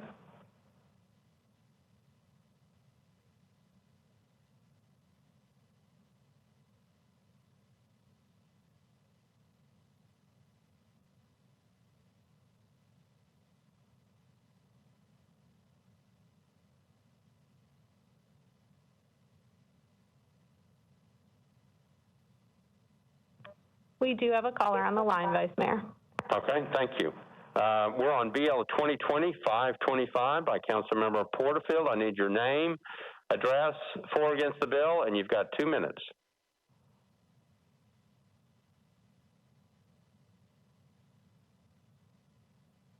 Can you hear me? Hello? Yeah, you are, we're ready to hear from you. It's BL 2020-525.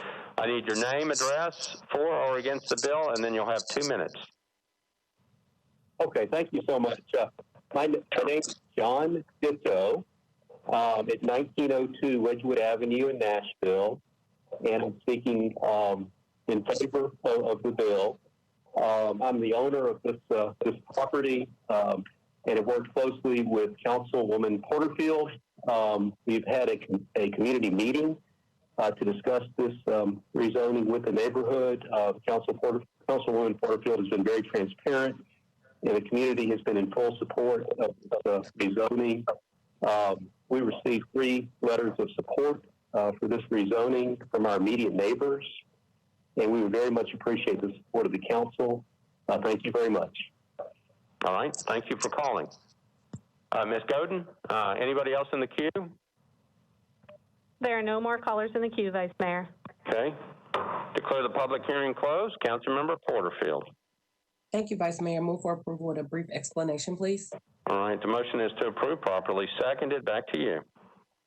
Thank you so very much. As Mr. Duda stated, we've been working on this for a while. We had several community meetings last year to address the properties located on Cashville Pike, and the community was very vocal about wanting that area because of its proximity to the airport, wanted to make sure that that area stayed a light industrial area, a warehouse area to support the district employment center and bringing more jobs to the community. Mr. Duda has attended several community meetings. The most recent meeting for this particular parcel was just held back in October. There was only one person who had concerns, and that was with regards to access being on Ned Shelton, because that is a residential street. And the planning department did confirm that this would not have any access to Ned Shelton. So that information was relayed to that individual, but I just wanted to make sure that in the event that anyone was watching, if there was, any lingering concerns about that, that issue was resolved. So there was no opposition. I have received a lot of support for this. And with that, I just ask my colleagues to please support and vote in favor. So thank you so much, Vice Mayor. All right. Thank you, Councilmember Porterfield. The motion is to approve, properly seconded. Nobody else in the queue. We're ready to vote. All those in favor of the motion on 2025-25 say aye. Aye. Aye. Aye. Opposed, no. Looks like the motion passes. Mr. Cooper? Voting aye. Mendez, Hurt, Allen, Glover, Swar, Hall, Toombs, Gamble, Swope, Parker, Withers, Benedict, Van Reese, Hancock, Young, Hager, Evans, Bradford, Roten, Syracuse, Welsh, Sledge, Cash, O'Connell, Roberts, Taylor, Hauser, Druffel, Murphy, Pulley, Johnston, Nash, Burchard, Porterfield, Sepulveda, Rutherford, Stiles, Lee, Henderson, and Rosenberg. All right. Any changes to that? Seeing none, motion passes 44-0 against. Well, on item number 6, BL 2020-565 by Councilmember Toombs. This is Councilmember Toombs. You're going to have a public hearing on this one tonight? Yes, Mr. Vice Mayor. Okay. So if you're interested in this one, go ahead and make the phone call in. 2020-565 by Councilmember Toombs. It's an ordinance to amend Title 17 of the Metropolitan Code by changing from RS 7.5 and R6 to SP zoning for properties located at 819 West Trinity Lane unnumbered, and Brownlow Street unnumbered at the northwest corner of West Trinity Lane and Brownlow Street. It's 12.14 acres from its 312 multifamily residential units. Again, it's BL 2020-565 by Councilmember Toombs. Ordinance to amend Title 17 of the Metropolitan Code by changing from RS 7.5 and R6 to SP zoning for properties located at 819 West Trinity Lane unnumbered, and Brownlow Street unnumbered at the northwest corner of West Trinity Lane and Brownlow Street. It's 12.14 acres to permit 312 multifamily residential units. Councilmember Toombs, you're recognized. Thank you. Request to open the public hearing. All right, declare the public hearing open. Anybody here in the audience in favor? You wish to? Okay. So we have one person in favor in the back. Ms. Godin, do we have anybody on the line? Yes, Vice Mayor, you have a call coming in right now. All right, go ahead and let them in.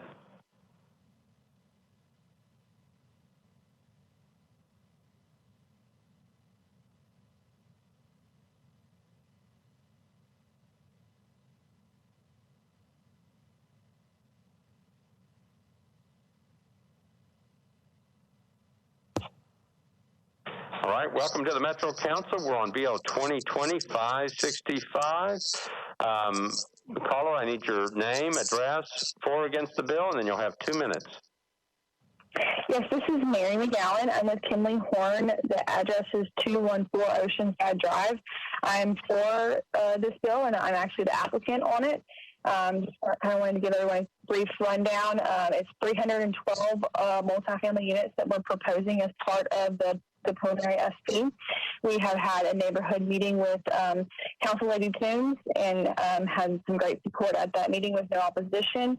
The parcels are 6 parcels that we're combining. In association with that, we will have public roadway that we are dedicating the right of way for, and providing the public roads that are all in alignment with the major thoroughfare plan for this area. So that is all I have, and just if there are any questions, I will be here. All right. Thank you for making the phone call. Ms. Godin, do we have anybody else in the queue? There are no more callers in the queue, Vice Mayor. Okay. Declare the public hearing closed. Back to you, Councilmember Toombs. Thank you, Mr. Vice Mayor. Move for approval. Okay, got a motion to approve, properly seconded. Any discussion on the measure? I see nobody else in the queue. All those in favor of passage of BO 2020-565 on second reading, say aye. Aye. Aye. Aye. Aye. Aye. Opposed, no. Motion passes. Mr. Cooper. Voting aye. Mendez, Hurt, Allen, Glover, Swar, Hall, Toombs, Gamble, Swope, Parker, Withers, Benedict, Van Reese, Hancock, Young, Hager, Evans, Bradford, Broughton, Syracuse, Welsh, Sledge, Cash, O'Connell, Roberts, Taylor, Hauser, Druffel, Murphy, Pulley, Johnston, Nash, Burchard, Porterfield, Sepulveda, Rutherford, Stiles, Lee, Henderson, and Rosenberg. All right. Any changes to that? Seeing none, motion passes 44-0 against. We're on item number 7, BL 2020-566 by Councilmember Roden. Councilmember Roden, you're going to have a public hearing on this one tonight? Yes, Mr. Vice Mayor. All right. If you're interested in this one, go ahead and make your phone call in. BL 2020-566 by Councilmember Roden, an ordinance to amend Title 17 of the Metropolitan Code by changing from RS-15 to SP zoning for properties located at 3941 and 3957 Dodson Chapel Road, approximately 175 feet south of Central Pike, 3.64 acres to permit a multifamily development. Again, Councilmember Roden, BL 2020-566, ordinance to amend Title 17 of the Metropolitan Code by changing from RS-15 to SP zoning for properties located at 3941 and 3957 Dodson Chapel Road. It's approximately 175 feet south of Central Pike, 3.64 acres. Councilmember Roden, you're recognized. I move to open the public hearing here. Okay, declare the public hearing open. I see nobody now in the back, except the media. Is there anybody in the queue for calling? Ms. Godin. There are no callers in the queue, Vice Mayor. Okay, I'm going to read the measure one more time. BL 2020-566 by Councilmember Roden. Ordinance to amend Title 17 of the Metropolitan Code by change from RS-15 SP zoning for properties located at 3941 and 3957 Dawson Chapel Road, approximately 175 feet south of Central Pike at 3.64 acres to permit a multifamily development. Ms. Godin, anybody in the line? On the line? There are no callers in the queue. Okay. Declare the public hearing closed. Councilmember Roden, you're recognized. Move approval, Mr. Vice Mayor. Okay. Motion is to approve, properly seconded. Any discussion? Seeing none, all those in favor of the motion to approve BL 2020-566 on second reading, say aye. Aye. Aye. Aye. Opposed, no. Looks like the motion passes. Mr. Cooper. Voting aye. Mendez, Hurt, Allen, Glover, Swara, Hall, Toombs, Gamble, Swope, Parker, Withers, Benedict, Van Reese, Hancock, Young, Hager, Evans, Bradford, Broughton, Syracuse, Welsh, Sledge, Cash, O'Connell, Roberts, Taylor, Hauser, Druffel, Murphy, Pulley, Johnston, Nash, Burchard, Porterfield, Sepulveda, Rutherford, Stiles, Lee, Henderson, and Rosenberg. All right. Any changes to that? Seeing none, motion passes 44-0 against. We're on item number 8, BL 2020-567 by Councilmember Welsh. Councilmember Welsh, you're going to have a public hearing on this one tonight? I am, Mr. Vice Mayor. All right. So if you're interested in this one, go ahead and make your call in.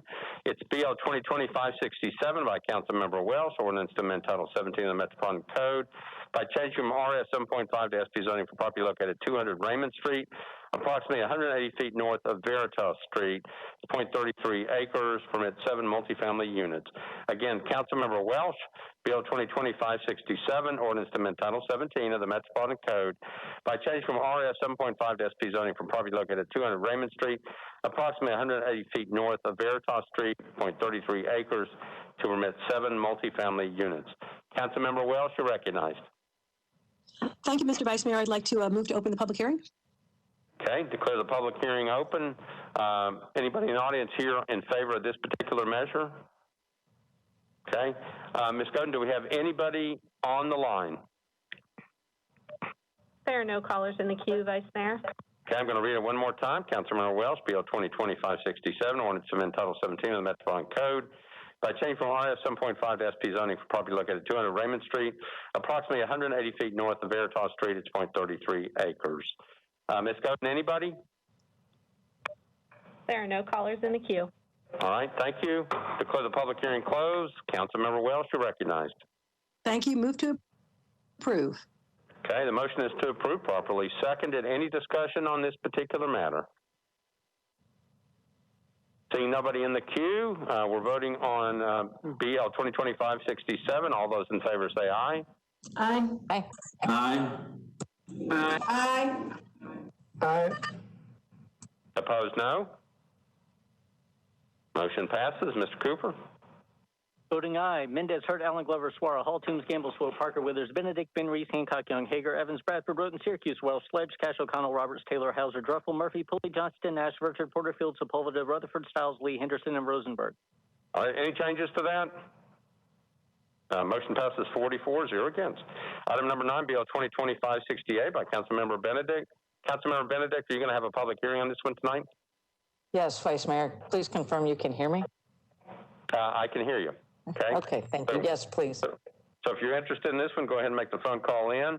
Councilmember Benedict, BL 2020-568, ordinance to amend Title 17 of the Metropolitan Government of the Code of Laws by change from R6 to RM15A, zoning for property located at 1119 Chester Avenue, approximately 445 feet east of Gallatin Avenue. It's 0.32 acres. Again, it's BL 2020-568 by Councilmember Benedict. Ordinance to amend Title 17 of the Metropolitan Code by change from R6 to RM15A zoning for property located at 11119 Chester Avenue, approximately 445 feet east of Gallatin Avenue. It's 0.32 acres. Councilmember Benedict, you're recognized. Thank you, Vice Mayor. I'd like to open the public hearing. Okay, declare the public hearing open. Anybody in the back here on this particular matter? Seeing no one. Ms. Godin, do we have anybody on the line? There are no callers in the queue. All right, let me read it one more time. Councilmember Benedict is the sponsor. It's 2020-568. Ordinance to amend Title 17 of the Metropolitan Code by changing from R6 to RM15A zoning for property located at 1119 Chester Avenue, approximately 445 feet east of Gallatin Avenue. It's 0.32 acres. Ms. Godin, anybody on the line? There are no callers in the queue, Vice Mayor. Okay. Declare the public hearing closed. Councilmember Benedict, you're recognized on your bill. Thank you, Mr. President. I move to approve. Okay, so the motion is to approve, properly seconded. Any discussion on the particular bill? Let's see, nobody in the queue. We're voting on BL 2020-568 on second reading. Again, the motion and proper second. All those in favor of the bill, say aye. Aye. Aye. Aye. Opposed, no. Motion passes. Mr. Cooper. Voting aye. Mendez, Hurt, Allen, Glover, Suara, Hall, Toombs, Gamble, Swope, Parker, Withers, Benedict, Van Reese, Hancock, Young, Hager, Evans, Bradford, Broughton, Syracuse, Wells, Sledge, Cash, O'Connell, Roberts, Taylor, Hauser, Druffel, Murphy, Pulley, Johnston, Nash, Virtue, Porterfield, Sepulveda, Rutherford, Stiles, Lee, Henderson, and Rosenberg. Any corrections? Seeing none, motion is approved 44-0 against. We're on item 10, BL 2020-569 by Councilmember O'Connell. Councilmember O'Connell, are you going to have a public hearing on this one tonight? Sorry, just getting on video. Yes, let's do that, please. Okay, if you're interested in this one, go ahead and make the phone call in, BL 2025-69. Councilmember O'Connell, ordinance to amend Title 17 of the Metropolitan Code by changing from IR to SP zoning for property located at 1414 3rd Avenue North, approximately 100 feet north of Taylor Street. It's 0.95 acres to permit a mixed-use development. Again, it's BL 2020-569 by Councilmember O'Connell. Ordinance to amend Title 17 of the Metropolitan Code by changing from IR to SP zoning for property located at 1414 3rd Avenue North, approximately 100 feet north of Taylor Street. It's 0.95 acres. Councilmember O'Connell, you're recognized. Thank you, Mr. Vice Mayor. Open the public hearing, please. All right, declare the public hearing open. Anybody in the back here on this particular matter? Okay, Ms. Godin, anybody on the line? There are no callers in the queue. Okay, read it one more time. BL 2025-69 by Councilmember O'Connell. Ordinance to amend Title 17 of the Metropolitan Code by changing from IR to SP zoning for property located at 1414 3rd Avenue North, approximately 100 feet north of Taylor Street. It's 0.95 acres. Ms. Godin, anybody? There are no callers in the queue. Okay, thank you. Declare the public hearing closed. Councilmember O'Connell, you're recognized on your bill. Thank you, Mr. President. As usual, we work with the Germantown community to review basically any rezoning request that comes in. We'll continue to try to surface comments, but at this point, I'm comfortable moving this one forward. So I'd like to request colleagues to move approval. Okay, so the motion is to approve, properly seconded. Any discussion on the motion on BL 2025-69? Nobody in the queue. We're ready to vote. BL 2025-69. All those in favor say aye. Aye. Aye. Aye. Aye. Aye. Opposed, no. Motion passes. Mr. Cooper. Voting aye. Mendez, Hurt, Allen, Glover, Suara, Hall, Toombs, Gamble, Swope, Parker, Withers, Benedict, Van Reese, Hancock, Young, Hager, Evans, Bradford, Broughton, Syracuse, Wells, Sledge, Cash, O'Connell, Roberts, Taylor, Hauser, Druffel, Murphy, Pulley, Johnston, Nash, Burchard, Porterfield, Sepulveda, Rutherford, Stiles, Lee, Henderson, and Rosenberg. All right, any questions to that? Motion passes 44-0 against. Item number 11, BL 2025-70 by Councilmember Parker. Councilmember Parker, public hearing on this one tonight? Yes, Vice Mayor. All right, if you're interested in this one, go ahead and make your phone call in. BL 2025-70 by Councilmember Parker, ordinance to amend Title 17 of the Metropolitan Code by changing from RS5 to R6A zoning for property located at 223 Lucille Street, 0.16 acres, approximately 200 feet west of Meridian Street. Again, Councilmember Parker, it's BL 2025-70.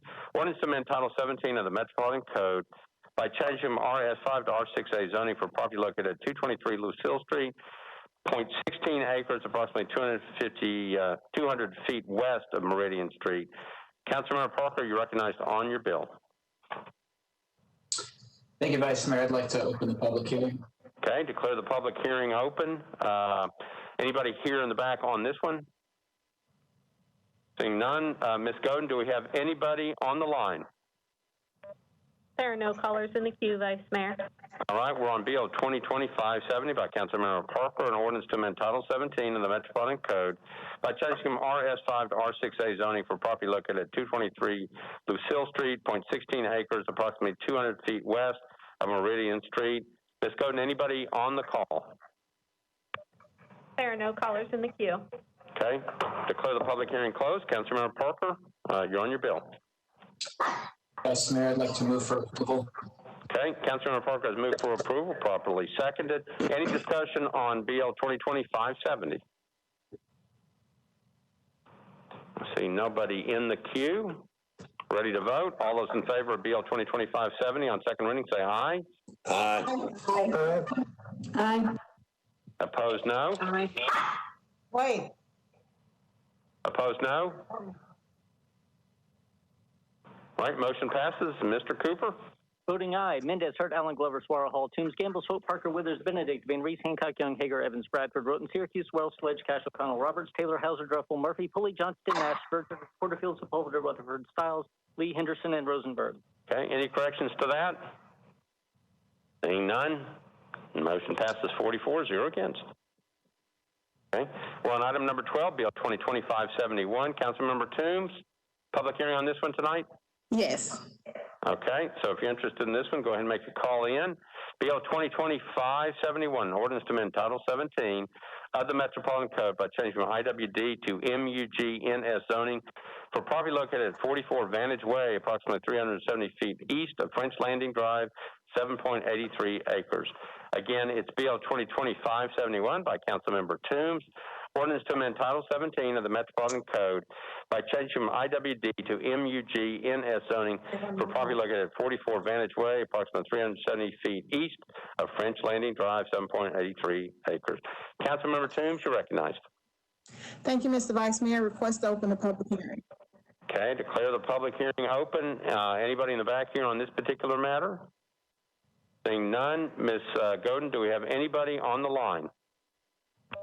We do have a call coming in right now. Okay, send them in.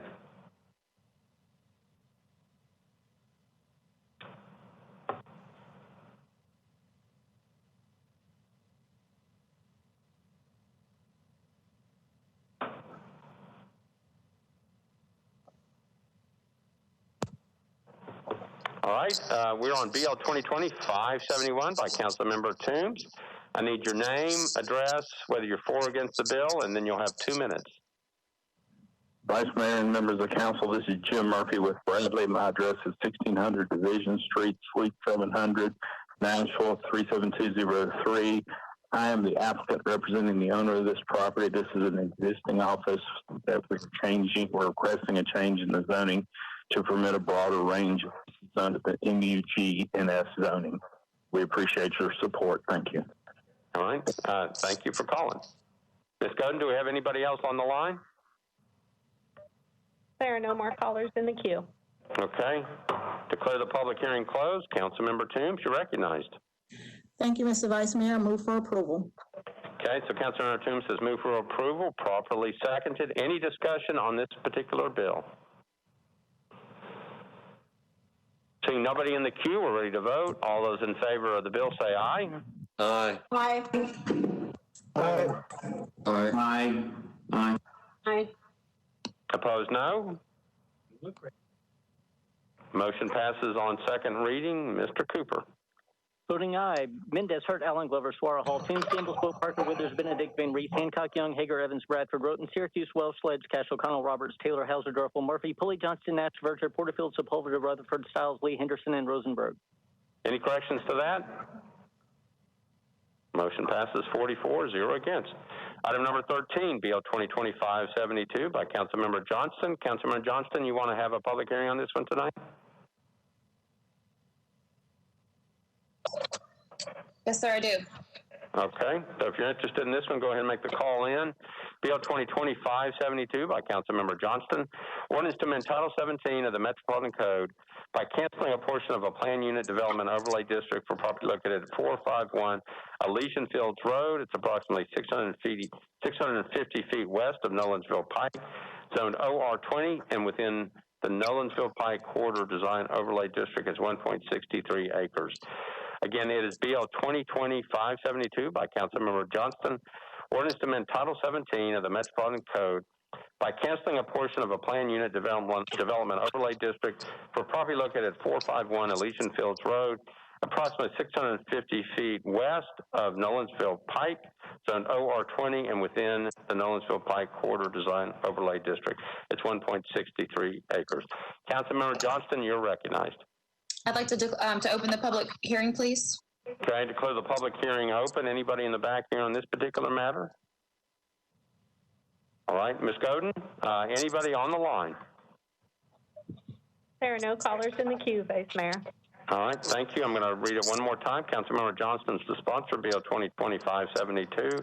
Ordinance to amend Title 17 of the Metropolitan Code by canceling a portion of a planned unit development overlay district for property located at 451 Elysian Fields Road, approximately 650 feet west of Nolensville Pike, zoned OR20, and within the Nolensville Pike Corridor Design Overlay District. It's 1.63 acres. Ms. Godin, anybody on the line?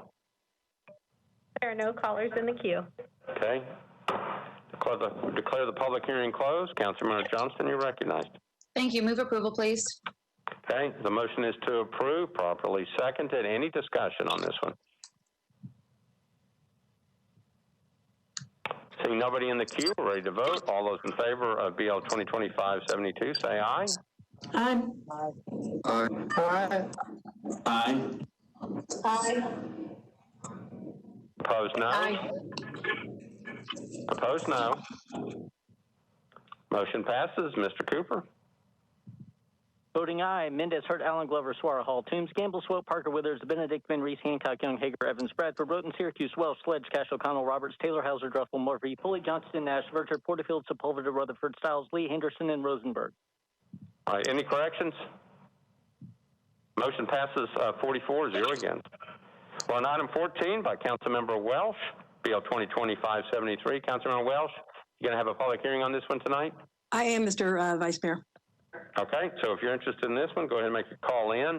BL 2020-573, an ordinance to amend Title 17 of the Metropolitan Code by changing from RS5 to R6A zoning for property located at 340 Peachtree Street. It's approximately 350 feet west of Wixon Avenue. It's 0.17 acres.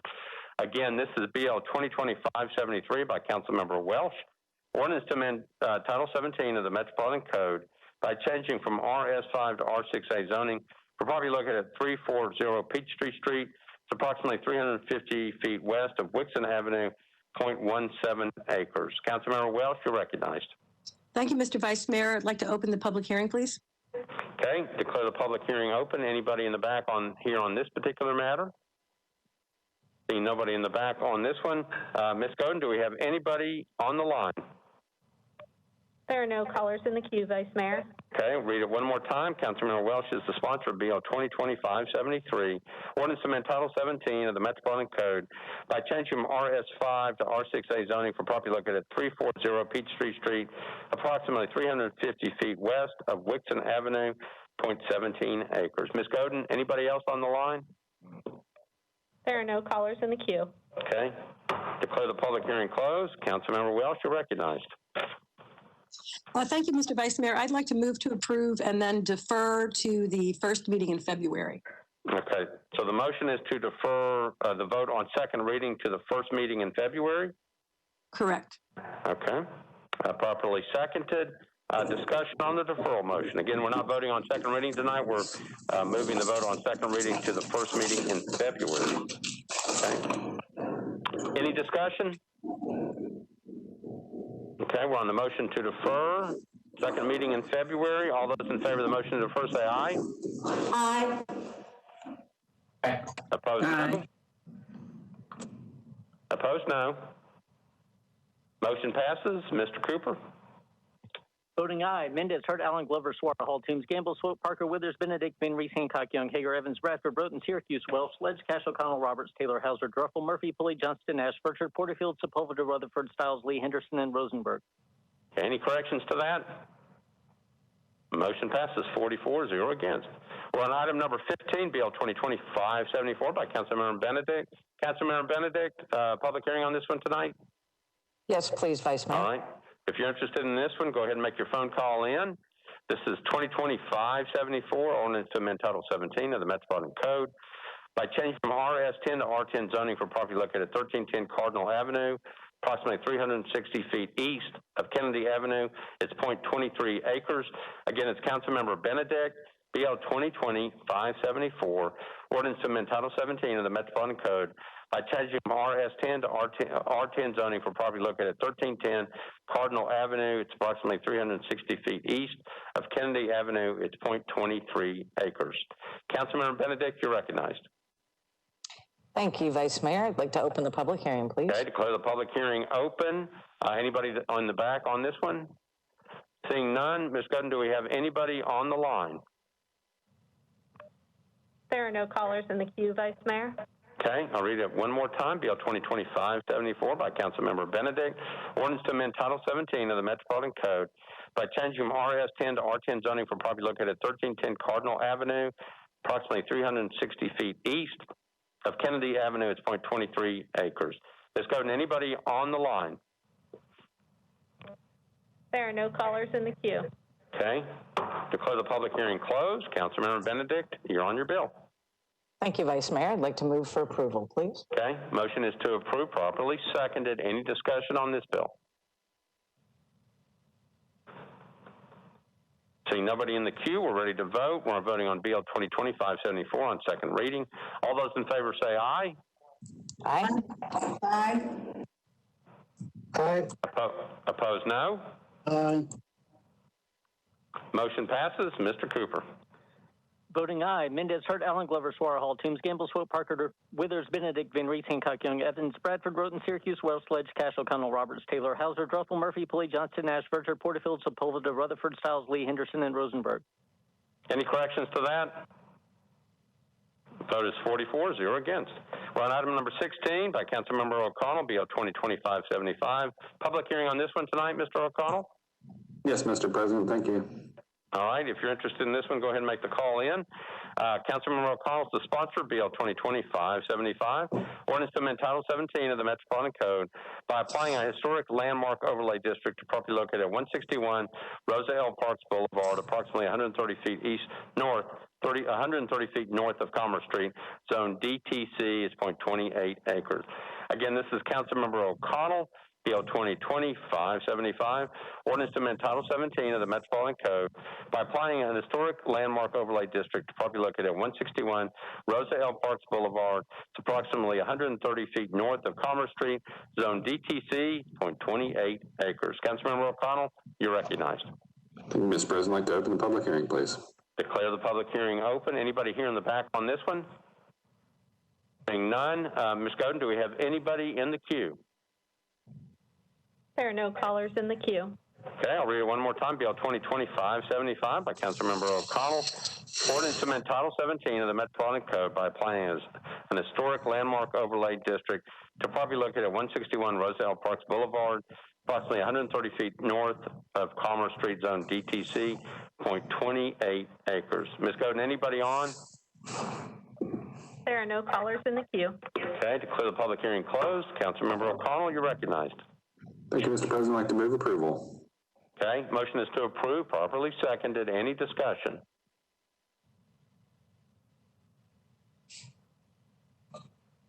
Seeing nobody in the queue, we're ready to vote. All those in favor of BL 2025-75 on second reading, say aye.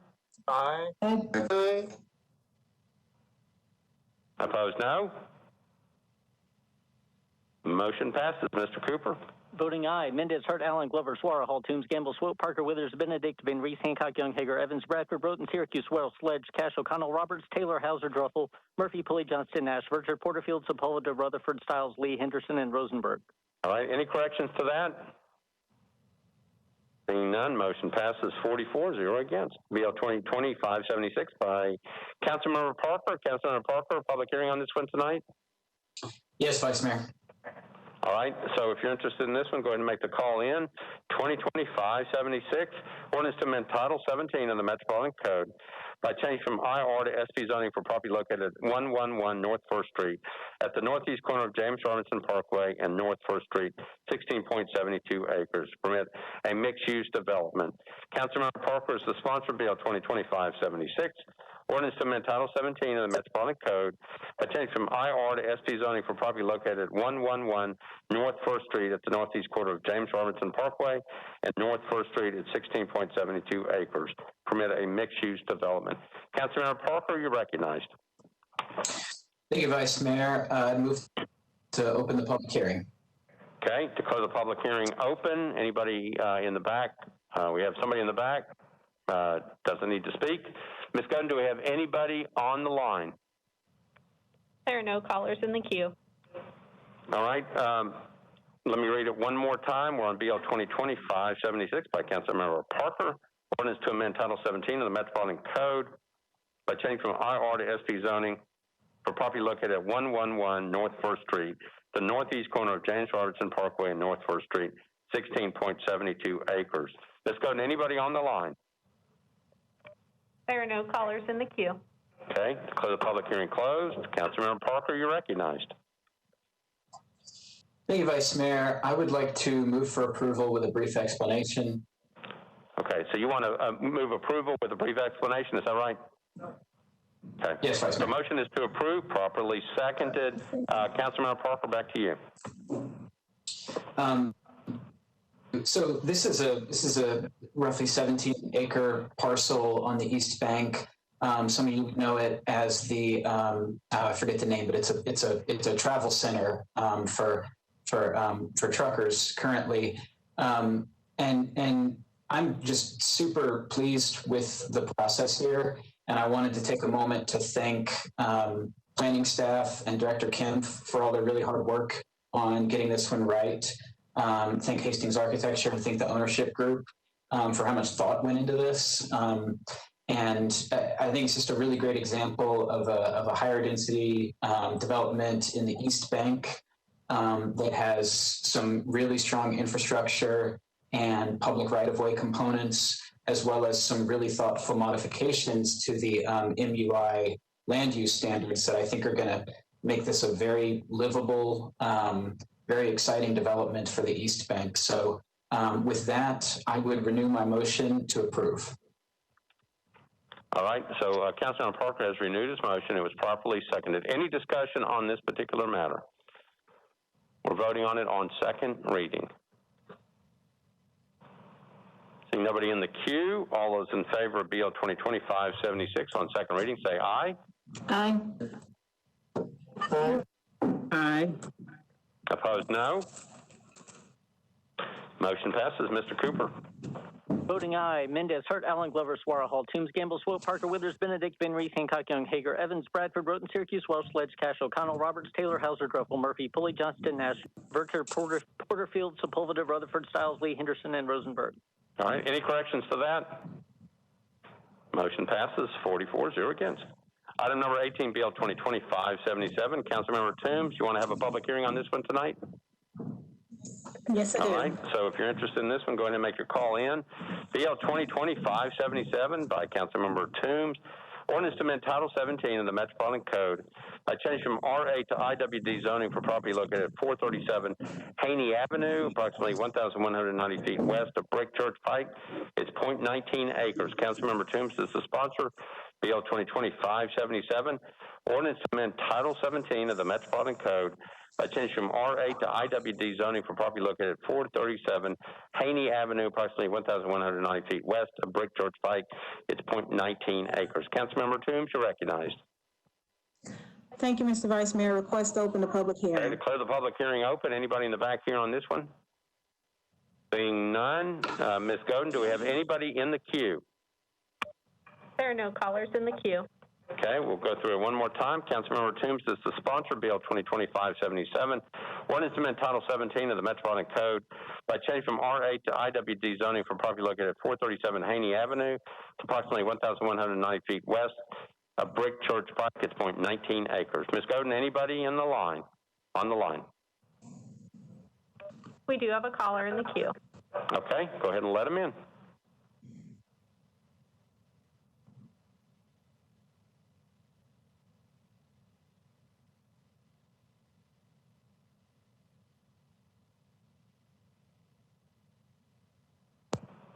All right, welcome to the Metro Council. We're on BL 2025-77 by Councilmember Toombs. I need your name, address, for or against the bill, and then you'll have 2 minutes in which to speak.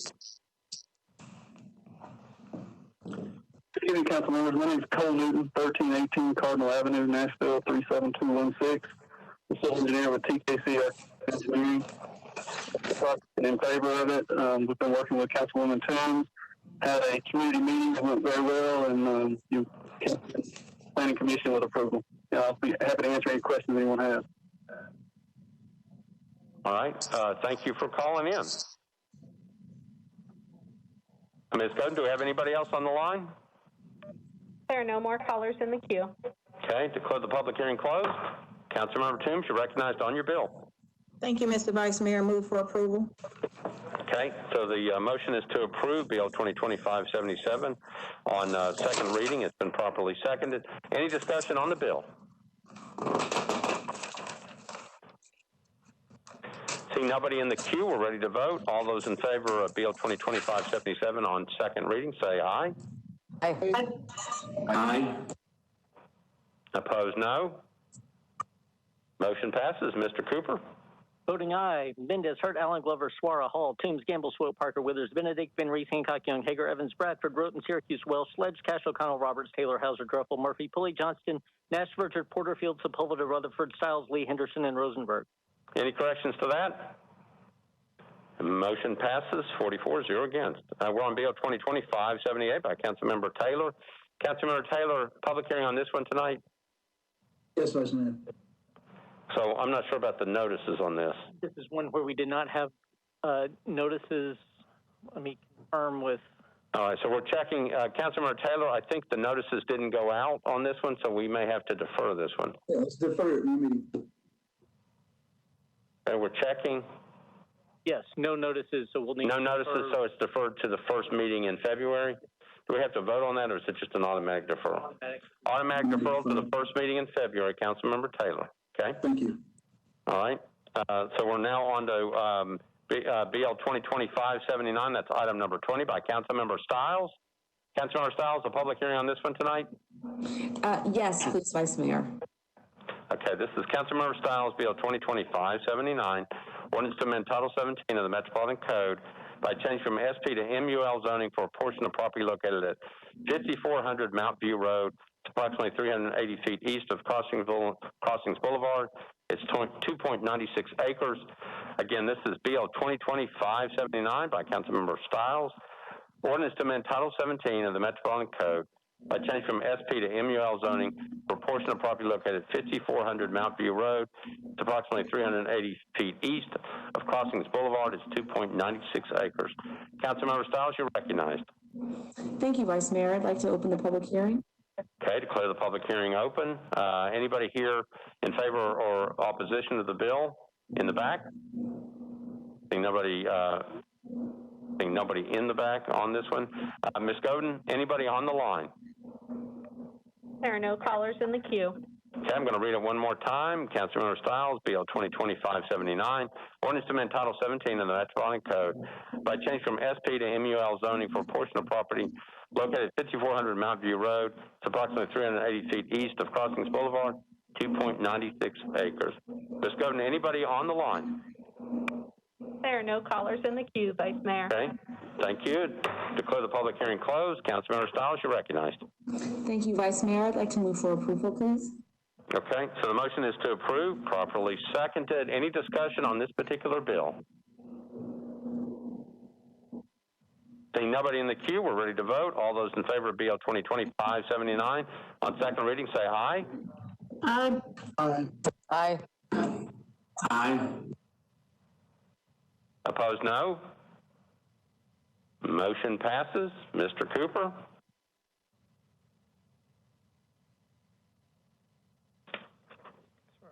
Mayor. He's lost his voice. Here he comes. Voting aye. Mendez, Hurt, Allen, Glover, Suara, Hall, Toombs, Gamble, Swope, Parker, Withers, Benedict, Van Reese, Hancock, Young, Hager, Evans, Bradford, Roten, Syracuse, Welsh, Sledge, Cash, O'Connell, Roberts, Taylor, Hauser, Druffel, Murphy, Pulley, Johnston, Nash, Richard, Porterfield, Sepulveda, Rutherford, Stiles, Lee, Henderson, and Rosenberg. All right, any corrections to that? Seeing none, motion passes 44-0 against. Last bill on public hearing, item number 21, BL 2025-80. Councilmember Young, want to have a public hearing on this one tonight? Sure. Sure, okay. We're on BL 2025-80 by Councilmember Young. Ordinance to amend Title 17 of the Metropolitan Code by changing from CS to RM20A zoning for properties located at 1176 and 1180 Dickerson Pike, approximately 640 feet southwest of Robert Cartwright Drive. It's 0.72 acres. Again, Councilmember Young, ordinance to amend Title 17 of the Metropolitan Code by changing from CS to RM20A zoning for properties located at 1176 and 1180 Dickerson Pike. It's approximately 640 feet southwest of Robert Cartwright Drive. It's 0.72 acres. It's BL 2025-80. Councilmember Young, you're recognized. Let's open the public hearing, Mr. Vice Mayor. All right, I'm going to open up the public hearing, declare it open. Anybody here? There is nobody here in the back. Ms. Godin, do we have anybody on the phone line? There are no callers in the queue. Okay, I'm going to amend my statement. We do have people in the back, but with their media, and I don't think you want to talk on this particular bill. Sorry. Ms. Godin, I'm going to read this one more time. Bill 2025-80 by Councilmember Young. Ordinance to amend Title 17 of the Metropolitan Code by change from CS to RM20A zoning for properties located at 1176 and 1180 Dickerson Pike, approximately 640 feet southwest of Robert Cartwright Drive, 0.72 acres. Ms. Godin, anybody on the line? There are no callers in the queue, Vice Mayor. Okay. Declare the public hearing closed. Councilmember Young, you're recognized on your bill. Thank you, Mr. Vice Mayor. I will move for approval. Okay, Councilmember Young moves for approval, properly seconded. Any discussion on the bill? Seeing nobody in the queue, we're ready to vote. BL 2025-80. All those in favor say aye. Aye. Aye. Aye. Aye. Aye. Opposed, no. Motion passes. Mr. Cooper. Voting aye. Mendez, Hurt, Allen, Glover, Suara, Hall, Toombs, Gamble, Swope, Parker, Withers, Benedict, Van Reese, Hancock, Young, Hager, Evans, Bradford, Broughton, Syracuse, Wells, Sledge, Cash, O'Connell, Roberts, Taylor, Hauser, Druffel, Murphy, Pulley, Johnston, Nash, Vircher, Porterfield, Sepulveda, Rutherford, Stiles, Lee, Henderson, and Rosenberg. All right, any corrections to that? Seeing none, looks like the motion passes 44-0 against. All right, that completes bills on public hearing. We're now on consent resolutions and resolutions. So listen carefully, because I believe every item except for one is on the consent calendar. Okay, so let me go through it. Starting with the first one, item number 22, RS 2020-649 is on consent. 2021-699 is on consent. Vice Mayor? It's Councilman Taylor. I'd like to bump RS 2020-649. Hold on just a second. Councilmember Taylor? Yes, I would like to bump 2020-649. All right, so we're bumping 2020-649 off of consent. Thank you. Okay, so let me go back and start again. The items on the consent calendar, item number 24, RS 2021-699, 2021-700, 701, 702, 703, 704, 705, 706, 707, 708, 709, 710, 711, 712, and 713, and we've already handled 714. Okay. Anything else that needs to be bumped off the consent calendar? Anything else? Okay, so we have two measures that are not on consent, RS 2020-649 and RS 2020-652. All right, I'm going to read the captions of the bills on the consent. RS 2021-699, that's item number 24 by Councilmember Toombs. Resolution authorizing the execution terms, issuance, sale, and payment of general obligation refunding bonds in multiple series in an aggregate principal amount of not to exceed $641 million. RS 2021-700 by Councilmember Toombs, a resolution authorizing the issuance, sale, and payment of general obligation improvement bonds in an aggregate principal amount of not to exceed $650 million, providing for the levy of taxes for the payment of debt services on the bonds. RS 2021-701 by Councilmember Toombs and Suara, a resolution accepting a grant from the Tennessee Emergency Management Agency to the Metropolitan Government, acting by and through the Department of Finance, to provide public assistance pursuant to Presidential Disaster Declaration number FEMA 4476 DRTN for costs incurred for severe storms, tornadoes, straight line winds, and flooding on March 3rd, 2020. RS 2021-702 by Councilmember Johnston, a resolution approving the election of certain notary publics for Davidson County. Item number 28, RS 2021-703 by Councilmember Toombs, resolution approving a contract between the Metropolitan Government of Nashville and Davidson County and Splash Business Intelligence to provide support, maintenance, and technical development services for the Splash B1 and GL Connect reporting solutions within R12 for Metropolitan Government. Item number 29, RS 2021-704 by Toombs, Taylor, Hurt, and Suara, resolution to appropriate grant funds from the cities for financial empowerment fund to the Metropolitan government acting through the Metropolitan Action Commission to support a Summer Jobs Connect program to provide banking access and financial empowerment training to participants. Item number 30, RS 2021-705, Toombs, Taylor, Hertz, Warren, Stiles. Resolution approving Amendment 2 to a grant appropriation from the Tennessee Department of Human Services to the Metropolitan government through the Metro Action Commission for a community services block grant, excuse me, to provide a range of services designed to assist low-income and homeless individuals achieve self-sufficiency. Item number 31, RS 2021-706 by Councilmember Taylor. Resolution approving a contract between Metropolitan government acting to the Board of Health and the Centers for Medicare and Medicaid Services to facilitate enrollment in qualified health plan options and insurance affordability programs as a certified application counselor designated organization. Item number 32, RS 2021-707, Toombs, Taylor, Warren, Stiles. Resolution approving a memorandum of agreement by the Metropolitan Department and Housing Agency, Development and Housing Agency, and the Metropolitan government acting bound through the Metro Social Services Commission to utilize funds to provide essential staffing and equipment to expand the homeless management information system. RS 2021-708, Toombs, Taylor, Warren, Stiles. Resolution accepting Corona AIDS Relief and Economic Security CARES Act grant from the Greater Nashville Regional Council to the Metropolitan government through Metro Social Services to provide meals that meet RDA nutritional guidelines to eligible seniors. Item number 34, RS 2021-709, Taylor and Saguaro. Resolution approving Amendment 1 to a CARES Act grant from the Greater Nashville Regional Council to the Metropolitan government through the Metro Social Services Commission to provide meals that meet RDA nutritional guidelines to eligible seniors. RS 2021-710, that's item number 35, Toombs, Van Rees, and Hancock.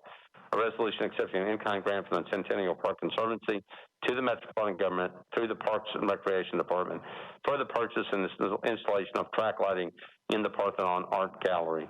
RS 2021-711 by Councilmember Bircher. Resolution requesting the Tennessee General Assembly to enact a statute to mitigate the negative impacts of blasting operations. RS 2021-712, Van Rees, Swope, Truffle, Sepulveda, and Hurt.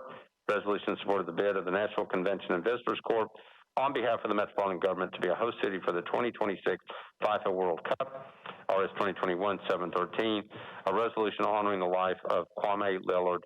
That's by Councilmember Hurt, Porterfield, Suarez, Toombs, Hall, Gamble, Taylor, Bircher, Sepulveda, Stiles, and Lee. That's RS 2021-713. Anything that read that needs to be bumped off the consent calendar? Vice Mayor. Councilmember Parker or Councilmember Taylor? Parker, Vice Mayor. Yes. I need to be recorded as a no on 712 on the World Cup bid endorsement. Okay, that's going to have to be bumped off the calendar. 712. Okay. Yes. Okay. All right. Anything else? All right, so 712 has been bumped. And then we also had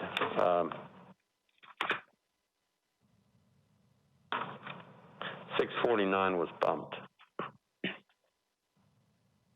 Vice Mayor. Right. Councilmember Suarez?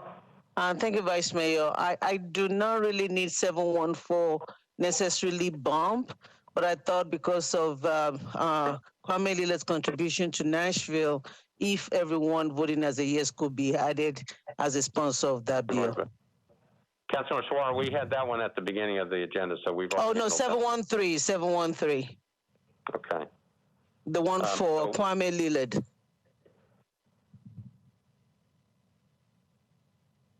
Okay.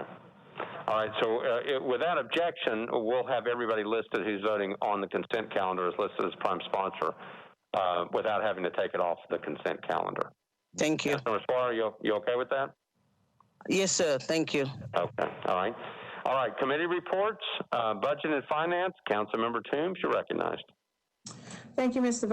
Vice Mayor. Budget and Finance Committee voted to approve Resolution 2021-699, 701, 703, 704, 705, 707, 708, and 710, 11-4-0 against, and Resolution 2021-700, 10-4-0 against. Okay. Thank you, Councilmember Toombs. Councilmember Sepulveda, I'll come back to you. At some point, 712 was the only one you had, and now that's not on consent. Health and Hospitals, Councilmember Taylor, you're recognized.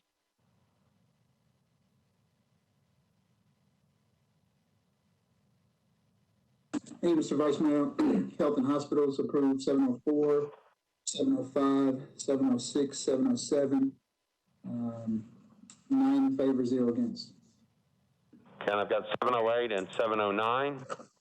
I'm sorry, yes, 708 and 709 as well. Okay. What was the vote? 9 in favor, 0 against. Okay, thank you. All right, Parks Library, Councilmember Van Rees. You've got one, I think it's 710. Yes, sir. Vice Mayor, Parks, Library, and Arts Committee voted on Resolution 2021-710, 7 in favor, 0 against. Okay, thank you. Councilor Rutherford, Personnel. You've got 2021-703. Yes, Mr. President, on 703, we voted 7 in favor, 0 against. Okay, thank you. Councilor Murphy, you only had one, and I think that one's been knocked off consent. So I'll go to Rules Confirmations. Councilmember Johnston. Thank you. Rules, Confirmations, and Public Elections considered RS 2021-702, 711, and 713, and we voted 6 in favor, 0 against. And with that, I would move the consent agenda. All right, so Councilmember Johnston has moved all resolutions on the consent agenda, properly seconded. Any discussion on the consent agenda? Councilmember Glover, recognized. Thank you, Vice Mayor. All right, so I was trying to follow along, and then which one is it that we're going to add all of our names to if we voted yes tonight on this? It's resolution RS 2021-713. It recognizes Councilmember Kwame Lillard, who passed away in the last couple of weeks. Okay, I'm sorry to interrupt. I was trying to follow what number, and I didn't hear it very well. So, all right, thank you, Vice Mayor. Okay. Any other questions on the consent agenda? Seeing none, we're ready to vote. All those in favor of all the items on the consent agenda say aye. Aye. Aye. Aye. Aye. Opposed, no. Motion passes. Mr. Cooper. Voting aye. Mendez, Hurt, Allen, Glover, Suara, Hall, Toombs, Gamble, Swope, Parker, Withers, Benedict, Van Rees, Hancock, Young, Hager, Evans, Bradford, Roten, Syracuse, Welsh, Sledge, Cash, O'Connell, Roberts, Taylor, Hauser, Druffel, Murphy, Pulley, Johnston, Nash, Vircher, Porterfield, Sepulveda, Rutherford, Stiles, Lee, Henderson, and Rosenberg. Okay, any corrections to that? All right, consent agenda passes 44-0 against.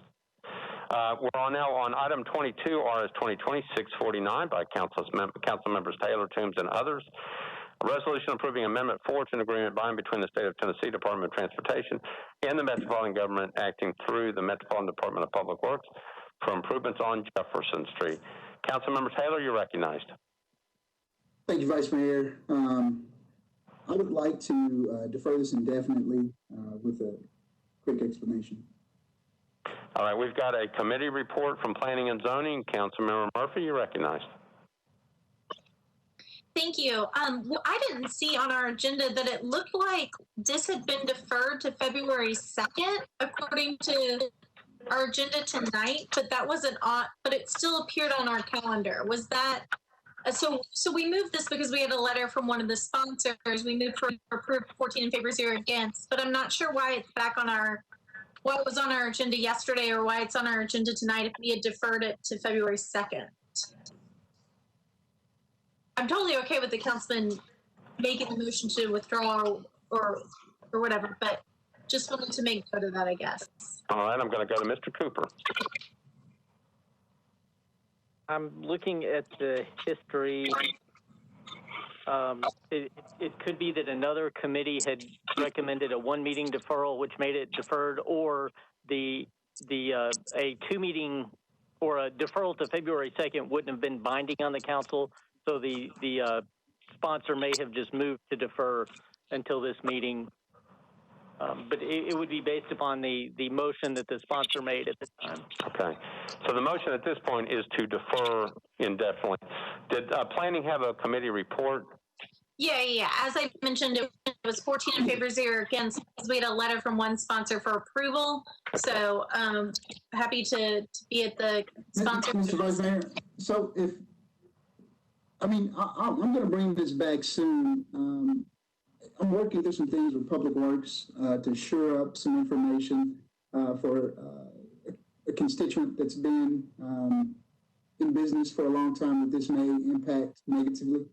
Akabulan, which is African bookstore on Jefferson and 28th. This roundabout, and it's another a store right across the street, which is a Marathon gas station.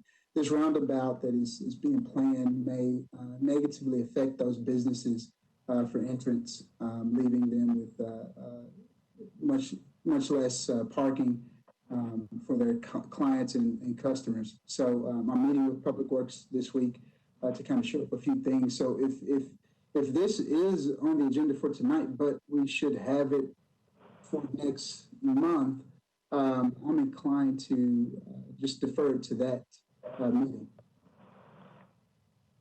So is your motion to defer to the first meeting in February? That'd be perfect, yeah. Okay. We've deferred it enough now, yeah. So by rule, how many times have we deferred this? This would be the third, so it would be deferred indefinitely anyway. Okay, so we're checking. So this will be the third deferral, Councilmember Taylor. So even if you move to defer, it's going to be moved. It's going to be deferred indefinitely. You can always bring it back on to proper process. But if you move to defer, it's a deferral indefinitely tonight. Correct. Okay, so you're good with that? Motion to defer indefinitely? You can do it either way. You can defer to the second meeting, the first meeting in February, but it'll be considered a motion to defer indefinitely. Correct. Okay. So, what's your proper motion? Matter? It doesn't matter. Just defer one meeting. So you can defer one meeting, but it's still going to be treated as the motion to defer indefinitely. Exactly. All right. So the motion is to defer one meeting, properly seconded. Any discussion on the motion? Seeing none, we're ready to vote. All those in favor of the deferral motion say aye. Aye. Aye. Aye.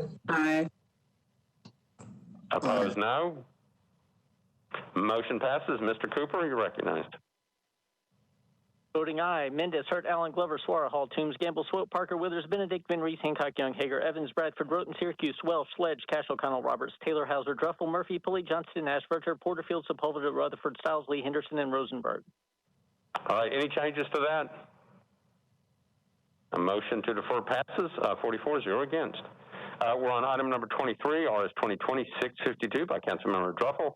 Resolution declaring a June 30th, 2021 sunset of the current property tax rate in Metropolitan, Nashville, and Davidson County. Councilmember Druffel, you're recognized. Thanks, Chair. Do I need a committee report even though it wasn't resubmitted? No, it's already in. Okay, sounds good. Just background to this, I started looking at this back in September and October. When we were just getting the aftermath of the property tax increase. It seemed like a little bit of a lifetime ago.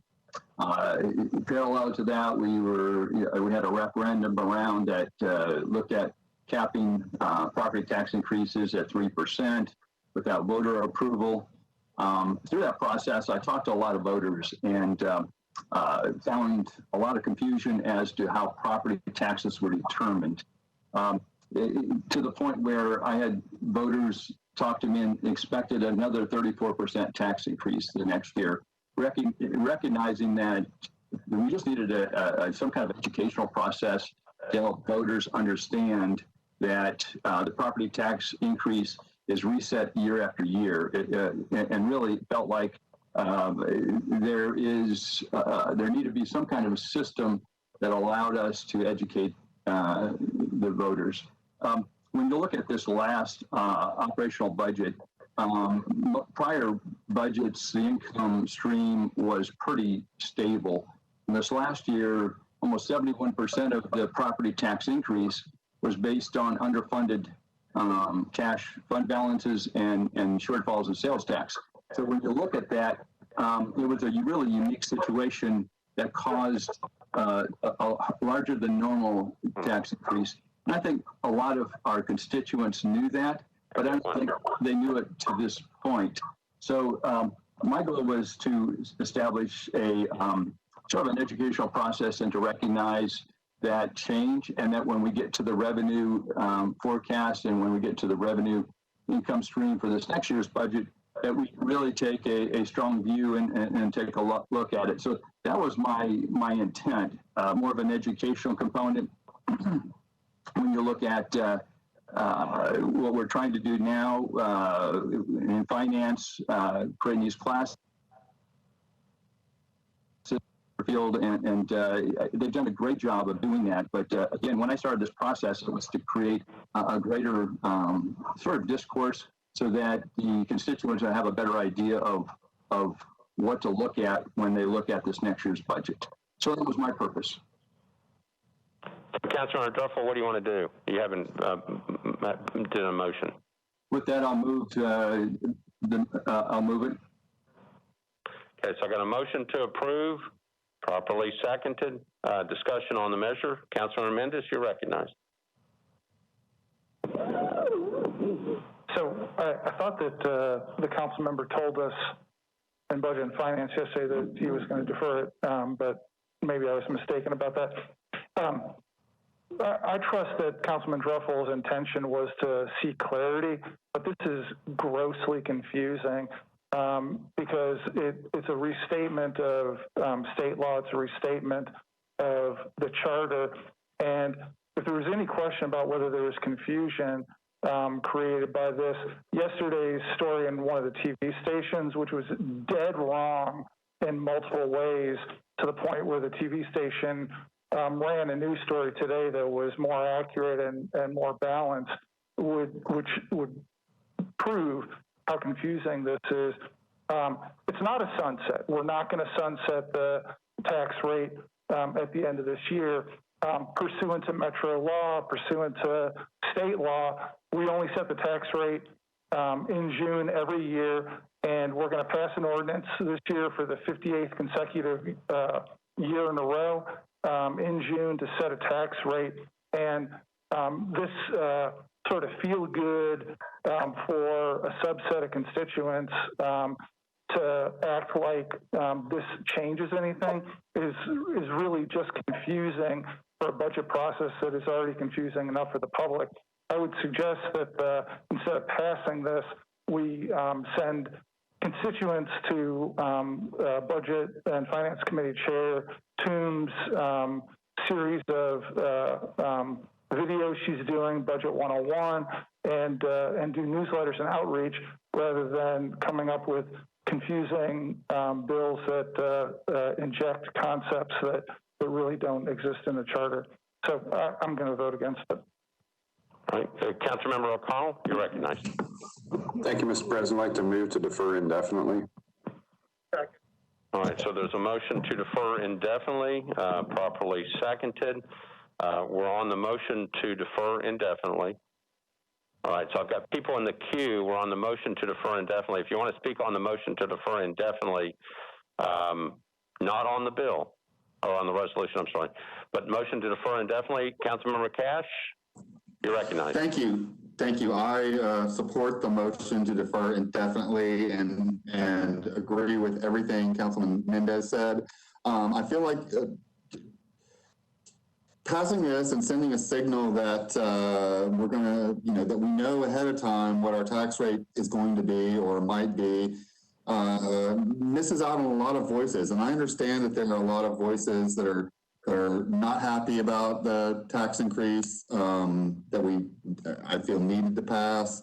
And hopefully when we get to June, we will be in good shape and can lower it. But to do this ahead of time without going through the process that we go through in April, without the meetings that Chairman Toombs is having, and the hearings that we have in like April and May, hearing from all the different departments and what their needs are, I feel like we would be putting certain voices ahead of others. And so for that reason, I will support the motion to defer indefinitely. Okay, so remember, we are on a motion to defer. We're not discussing the merits of the resolution. So I'm going to go to Councilmember Glover next. Councilmember Glover. Vice Mayor, I will hold because it sounded like we were expanding the conversation. That's why I re-hit my hand again. Thank you, sir. Yeah, so we're only on the motion to defer indefinitely. Okay.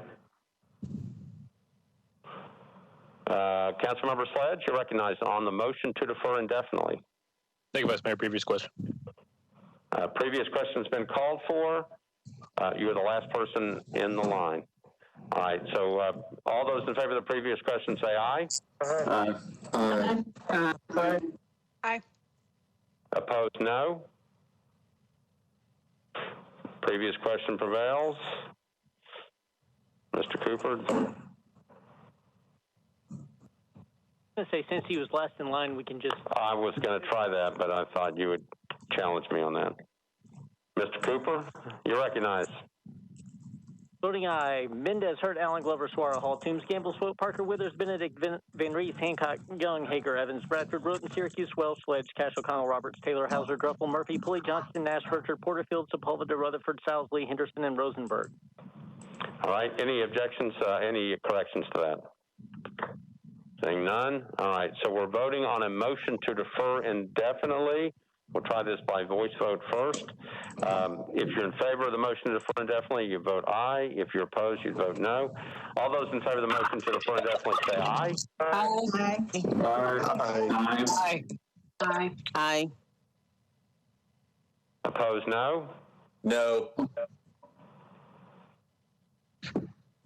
So I've got Councilmember Glover voting no. Anybody else? Druffel. Councilmember Druffel. Anyone else?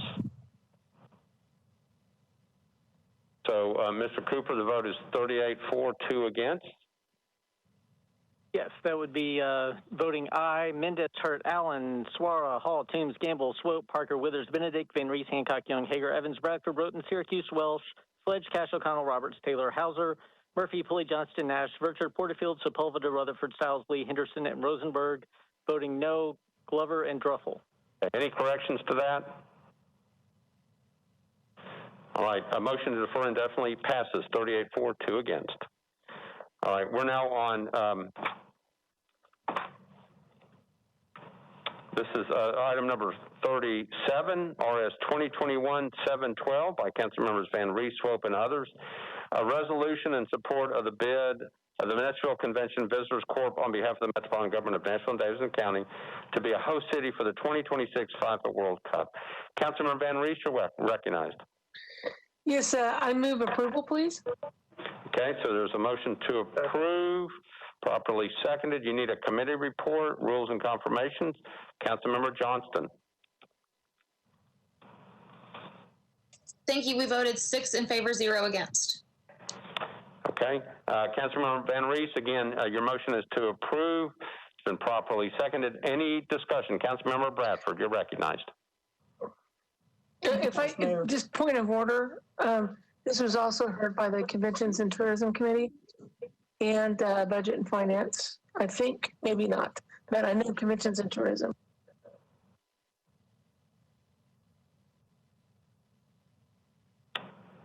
All right, hold on just a second. You're right. It's just not showing up on my schedule here. All right, Conventions and Tourism, Councilmember Sepulveda. Thank you, Mr. Vice Mayor. We voted 8 in favor, 0 against. Okay, I don't think it went to budget. Okay. All right, so we've got the committee reports in. Councilmember Van Reese has moved for approval. I'm going to go to Councilmember Bradford. You're recognized. Thank you, Vice Mayor. My questions about this are mainly at this stage, has the Visitors Corporation or the city committed any funds or incentives to lure the World Cup here? I'm having trouble hearing, but Mr. Cooper may have heard you. So I know back from when I was law director and this issue came up when we put the bid in, there were some or will be some capital improvements that will be required to the stadium, but I think that those were factored in. I don't know the cost of that, but I'm not aware of any incentives that have been provided. Councilmember Bradford. Thank you. Was that Councilmember Van Rees? Yes, sir. May I be recognized? Yeah, you're recognized. Okay, yeah, sure. This just reminding my my colleagues that this is a resolution basically allowing the Conventions and Visitors Corporation an opportunity to show the support of this body as they continue their bid for the World Cup in 2026. This does not have any sort of fiscal impact at all. It simply is an additional tool that they would be able to use as they continue that discussion. This is, as you know, the most prestigious tournament in the world. It's the largest sports event in the world, even over that of the Olympics. We are now closing in on the top 10 cities being considered. I was fortunate to participate in a couple of different committees regarding what would be required for us to be considered, including things like renewed work on our homelessness and work on our inclusive opportunities in regard to community benefit agreements, work on human trafficking, and the who's who of folks that participated in those community meetings was quite impressive, and I'm encouraged by the opportunity that FIFA brings to this city by saying, okay, if you want us there, we need to see you guys work on this over the next few years, and I think that that's some motivation for us, much like what we saw with the NFL draft. A lot of things had to happen for that to happen. This is our opportunity to continue to look forward for how this city is going to grow. And I know that the Titans are all in, and part of the work that they're doing on their facilities is also something that is another tool in the toolbox, if you will, for the visitors convention to use. And so I could go on and on. I promise I will not. But I just wanted to remind you guys, this is just a resolution saying, yeah, keep working on that. And hopefully we'll be able to entertain the additional opportunities that it may bring to us at a later date. Thank you, Councilmember Van Rees. Councilmember Bradford, any other comments from you on this one? Sorry, I forgot to take my hand down. All right, Councilmember Sledge. Previous question. Councilmember Sledge has moved the previous question on this one. All those in favor of the previous question say aye. Aye. Aye. Opposed, no. Previous question prevails. Mr. Cooper. Voting aye. Mendez, Hurt, Allen, Glover, Swara, Hall, Toombs, Gamble, Swope, Parker, Withers, Benedict, Van Rees, Hancock, Young, Hager, Evans, Bradford, Roten, Syracuse, Wells, Sledge, Cash, O'Connell, Roberts, Taylor, Hauser, Druffel, Murphy, Pulley, Johnston, Nash, Bircher, Porterfield, Sepulveda, Rutherford, Stiles, Lee, Henderson, and Rosenberg. Okay. Any corrections to that? Previous question prevails 44-0 against. We're voting on Resolution RS 2021-712 by Councilmember Van Rees, Swope, and others. All those in favor of the resolution say aye. Aye. Aye. Aye.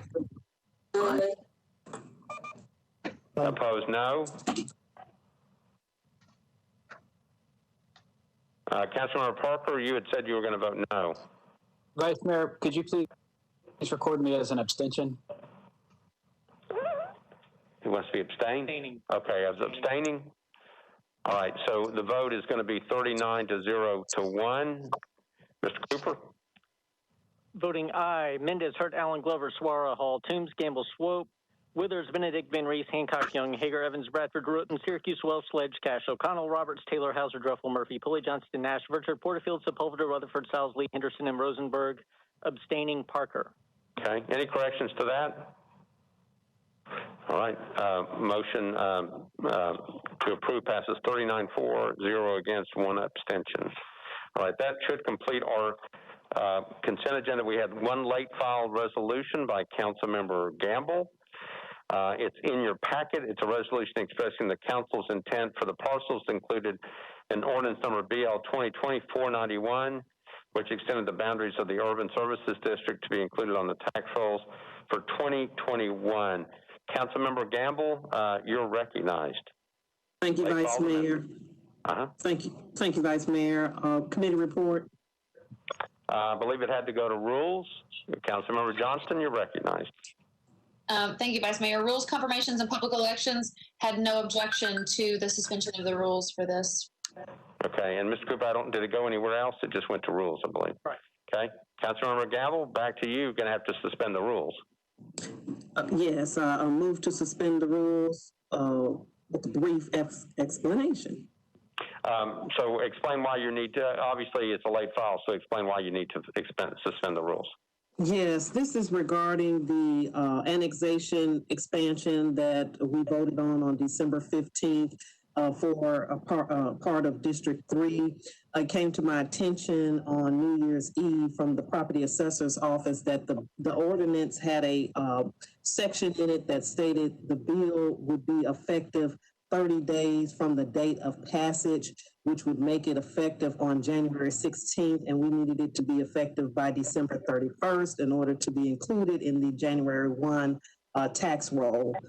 So it was recommended that we do an action to clarify the council's intent so that the bill would be recognized as being effective immediately upon passage on December 15th. And that is the reason for the late file and the resolution that we're presenting today. Okay. So Councilmember Gamble has moved to suspend the rules to get this late file resolution before this body. Is there any objection to suspension of the rules? Councilmember Glover, you've got your hand up. Is that a suspension or is that from before? Councilmember Glover?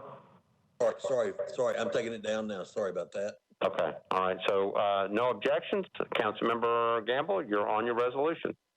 Thank you. I move for approval with a brief explanation, and I'll let someone from the legal team just clarify that this hasn't, the 30-day extension is not something that's legally required. It was just something that was in previous ordinance for annexation and was not taken out. But I do appreciate your support on this resolution so we can move forward with the annexation. All right, so Councilmember Gamble has moved for approval, properly seconded. Discussion. Mr. Cooper, can you explain what Councilmember Gamble was asking about? Yes, as Councilmember Gamble said, annexation ordinances going back more than 20 years have had a provision in there stating that they become effective 30 days after adoption of the ordinance. It isn't clear why that language has always been in there. After this issue came up, I researched the state law and there could not find a state requirement. That's just language that's been in there. And so after discussions with Assessor Will Hoyt, she determined that as long as there was a resolution from the council stating that the council intended that the annexation be part of the 2021 tax rolls, that those properties be listed as USD properties, that would be sufficient. So that's the purpose of the late resolution. Okay. Any questions for Mr. Cooper? All right, seeing none, we are ready to vote. Late file resolution by Councilmember Gamble. The motion is to approve. All those in favor of the resolution say aye. Aye. Opposed, no. Opposed, no. Looks like the motion passes. Mr. Cooper? Voting aye, Mendez, Hurt, Allen, Glover, Suara, Hall, Toombs, Gamble, Swope, Parker, Withers, Benedict, Van Reese, Hancock, Young, Hager, Evans, Bradford, Roten, Syracuse, Welsh, Sledge, Cash, O'Connell, Roberts, Taylor, Hauser, Druffel, Murphy, Pulley, Johnston, Nash, Virchard, Porterfield, Sepulveda, Rutherford, Stiles, Lee, Henderson, and Rosenberg. Okay, any corrections to that? The vote on the late file resolution by Councilmember Gamble. It's approved 44, 0 against. We're now on bills on introduction and first reading. Any bills that need to be considered separately?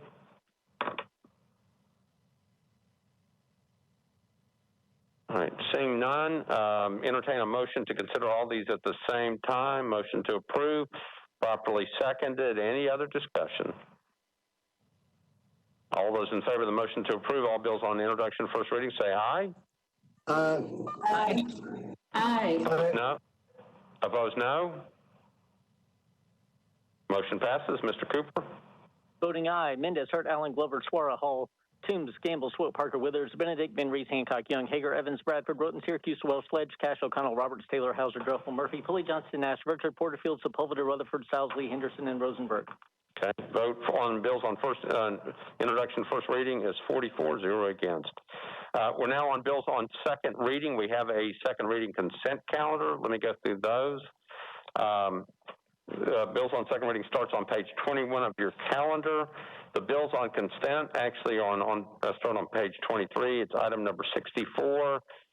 2020-583 is on consent.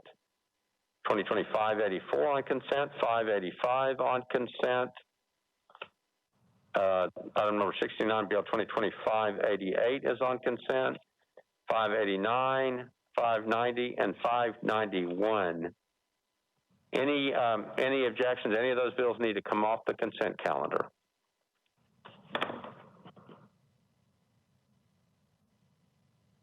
All right. These are the bills on consent. Item number 64, Bill 2020-583, Taylor, Suara, and others, an ordinance approving a tri-party agreement between the Metropolitan Government, Affordable Housing Resources, Inc., and tailor-made contracting concerning transfers to the property located at 1507A and 1507B 14th Avenue North. Item number 65, BL 2020-584 by Toombs, Welsh, Hurt, and others, an ordinance approving Amendment 1 to a contract by and between the Metropolitan Government acting through the Metropolitan Tourism and Convention Commission and the Nashville Convention Visitors Bureau to provide tourism and convention sales and marketing services.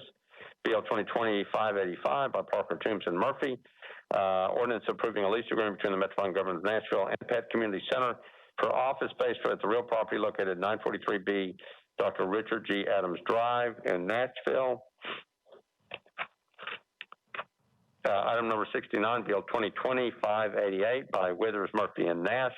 Ordinance authorizing the Metropolitan Government to abandon existing water and sanitary sewer mains, sewer manholes, and easements, replace one fire hydrant assembly, accept new water and sanitary sewer mains, sewer manholes, and easements for 8 properties located on South 5th Street, South 6th Street, Davidson Street, and Crutcher Street, also known as the Casey Utility Phase 1A development.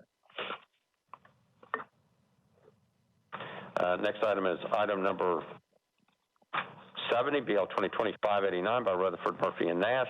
Ordinance authorizing the Metropolitan Government to accept new water and sanitary sewer mains, fire hydrant assembly, sanitary sewer manholes, and easements for property located at Burkett Road Unnumbered, also known as Burkett Ridge Phase 5. BL 2020-590 by Toombs, Murphy, and Nash. Ordinance authorizing the Metropolitan Government to abandon existing sanitary sewer main, sanitary sewer manholes, and easements, and to accept new sanitary sewer and water mains, manholes, fire hydrant assemblies, and easements for property located at 926 West Trinity Lane, also known as City View Estates, and BL 2020-591, Roberts, Murphy, and Nash. Ordinance authorizing the Metropolitan Government of Nashville and Davidson County to accept new sanitary sewer main, sanitary sewer manhole, and easements, property located at 7262 Centennial Place. Those are the items on the consent. Anything needs to be bumped off of that one? Right, double checking. Seeing none, I need committee reports. Let's see, Affordable Housing, Councilmember Suara, you're recognized on 583. Thank you, Vice Mayor. Affordable Housing voted on Bill 2020-583. We recommended approval, 9 in favor, 0 against. All right, thank you, Councilmember Toombs on 584 and 585. Budget and Finance recommended approval, 11 for, 0 against on both. Okay. All right, Conventions Tourism, Councilmember Sepulveda, 584. Thank you, Vice Mayor. We voted 8 in favor, 0 against. Okay, thank you. Planning and Zoning, Councilmember Murphy. Thank you, Vice Mayor. BL 2020-583, 585, 588, 589, 590, 591. All were voted on planning and zoning, 14 in favor, 0 against. Am I looking at first court? No, I've got one more. Councilmember Nash, Public Works. Public Works took up 588, 589, 590, 591. All of them were approved, 9-4, 0 against. Okay, and if you can give me a motion to approve all the bills on second reading consent. And I'd like to offer a motion to approve all the bills on consent. I got a motion to approve, properly seconded. Any discussion on any of those measures on second reading consent? Seeing none, we're ready to vote. All those in favor say aye. Aye. Aye. Aye. Aye. Opposed, no. Looks like the motion passes. Mr. Cooper? Voting aye. Mendez, Hurt, Allen, Glover, Suara, Hall, Toombs, Gamble, Swope, Parker, Withers, Benedict, Van Reese, Hancock, Young, Hager, Evans, Bradford, Groton, Syracuse, Welsh, Sledge, Cash, O'Connell, Roberts, Taylor, Hauser, Druffel, Murphy, Pulley, Johnston, Nash, Furcher, Porterfield, Sepulveda, Rutherford, Stiles, Lee, Henderson, and Rosenberg. All right, any corrections to that? Seeing none, motion passes 44-0 against. Okay, we're back on item number 59, bills on second reading, Bill 2020-534. This is a Councilmember Druffel, ordinance amending the debt management policy for the Metropolitan government to place a cap on the percentage of budgeted revenues devoted to debt service and amending section 5.04.110 to require a quarterly debt report from the Director of Finance. Councilmember Druffel, you're recognized. Thank you, Chair. Committee reports. Budget and Finance, Councilmember Toombs. At the request of the sponsor, Budget and Finance voted to recommend deferral to the first meeting in February, 11-4, 0 against. Okay, Councilmember Druffel. Yeah, I moved to defer to the first meeting in February with a brief explanation. Okay, motion is to defer to the first meeting in February. Properly seconded. Councilmember Druffel. Thanks, Chair. A chance to work with Director of Finance Crumbo and state controllers to get some improvements on language. It will take the cap off as an amendment. And secondly, plan on requesting Chair Toombs to have a meeting with the finance and help in a collaborative approach put something together here. So I'm looking forward to more dialogue as we go forward. Thank you. Okay, so the motion is to defer to the first meeting in February, properly seconded. Any discussion on the deferral motion? Seeing none, all those in favor of the deferral motion say aye. Aye. Aye. Opposed, no. Motion passes. Mr. Cooper? Voting aye. Mendez, Hurt, Allen, Glover, Suara, Hall, Toombs, Gamble, Swope, Parker, Withers, Benedict, Van Reese, Hancock, Young, Hager, Evans, Bradford, Groton, Syracuse, Welsh, Sledge, Cash, O'Connell, Roberts, Taylor, Hauser, Druffel, Murphy, Pulley, Johnston, Nash, Verger, Porterfield, Sepulveda, Rutherford, Stiles, Lee, Henderson, and Rosenberg. Okay, vote is 44-0 against for the deferral motion. Any corrections? Seeing none, we're on item number 60, BL 2020-551, Porterfield, Sledge, and others. This is an ordinance to amend Chapter 16.04 of the Metropolitan Code of Laws relative to the issuance of certificates of occupancy and stop work orders. Councilmember Porterfield, you're recognized. Committee reports, please. Councilmember Porterfield. Committee reports, please. All right, codes, Councilmember Cash. Yeah, at the Codes Fair and Farmers Market, voted 8-0 to defer 2 meetings at the request of the sponsor. Okay, thank you, Councilmember Cash. Councilmember Porterfield, back to you. I move for a 2-meeting deferral, please. Okay, Councilmember Porterfield has moved for a 2-meeting deferral, properly seconded. Any discussion on the deferral motion?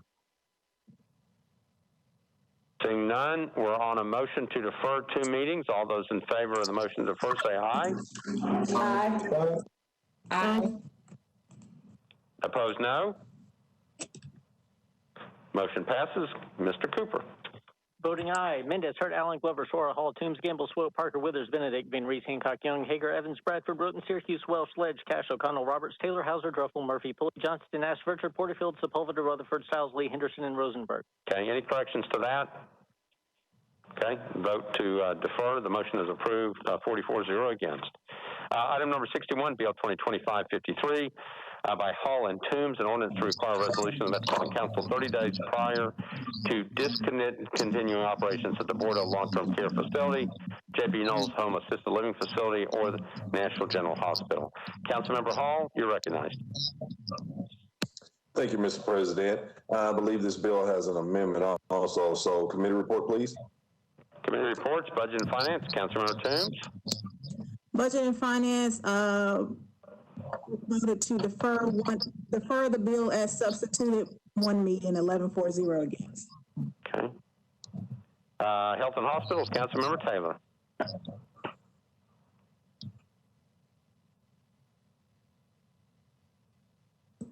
Sorry, I couldn't find the mouse. All the hospitals voted for deferral for 8 in favor, 0 against for 1 meeting.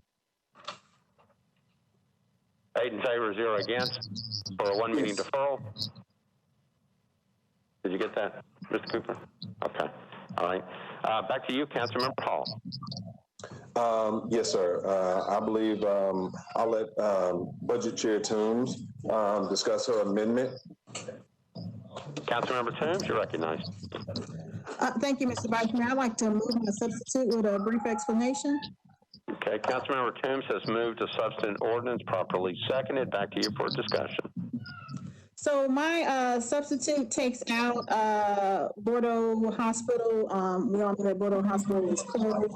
It also takes out Nashville General Hospital, since there are some more hoops that you have to jump through to close a hospital. So this substitute just focuses on the Knowles Home Assisted Living Facility and puts a timeline in place if there were to be a closure of that facility. And I am still working with the administration on the substitute to get a timeline that works for the current operators as well as the administration. And so I ask that that my colleagues approve the substitute and then defer the bill as substituted for 1 meeting.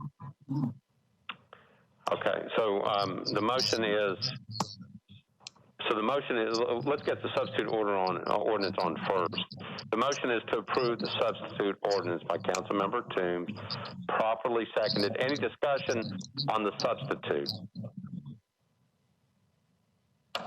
All right, seeing none, we're voting on the substitute. All those in favor of the substitute say aye.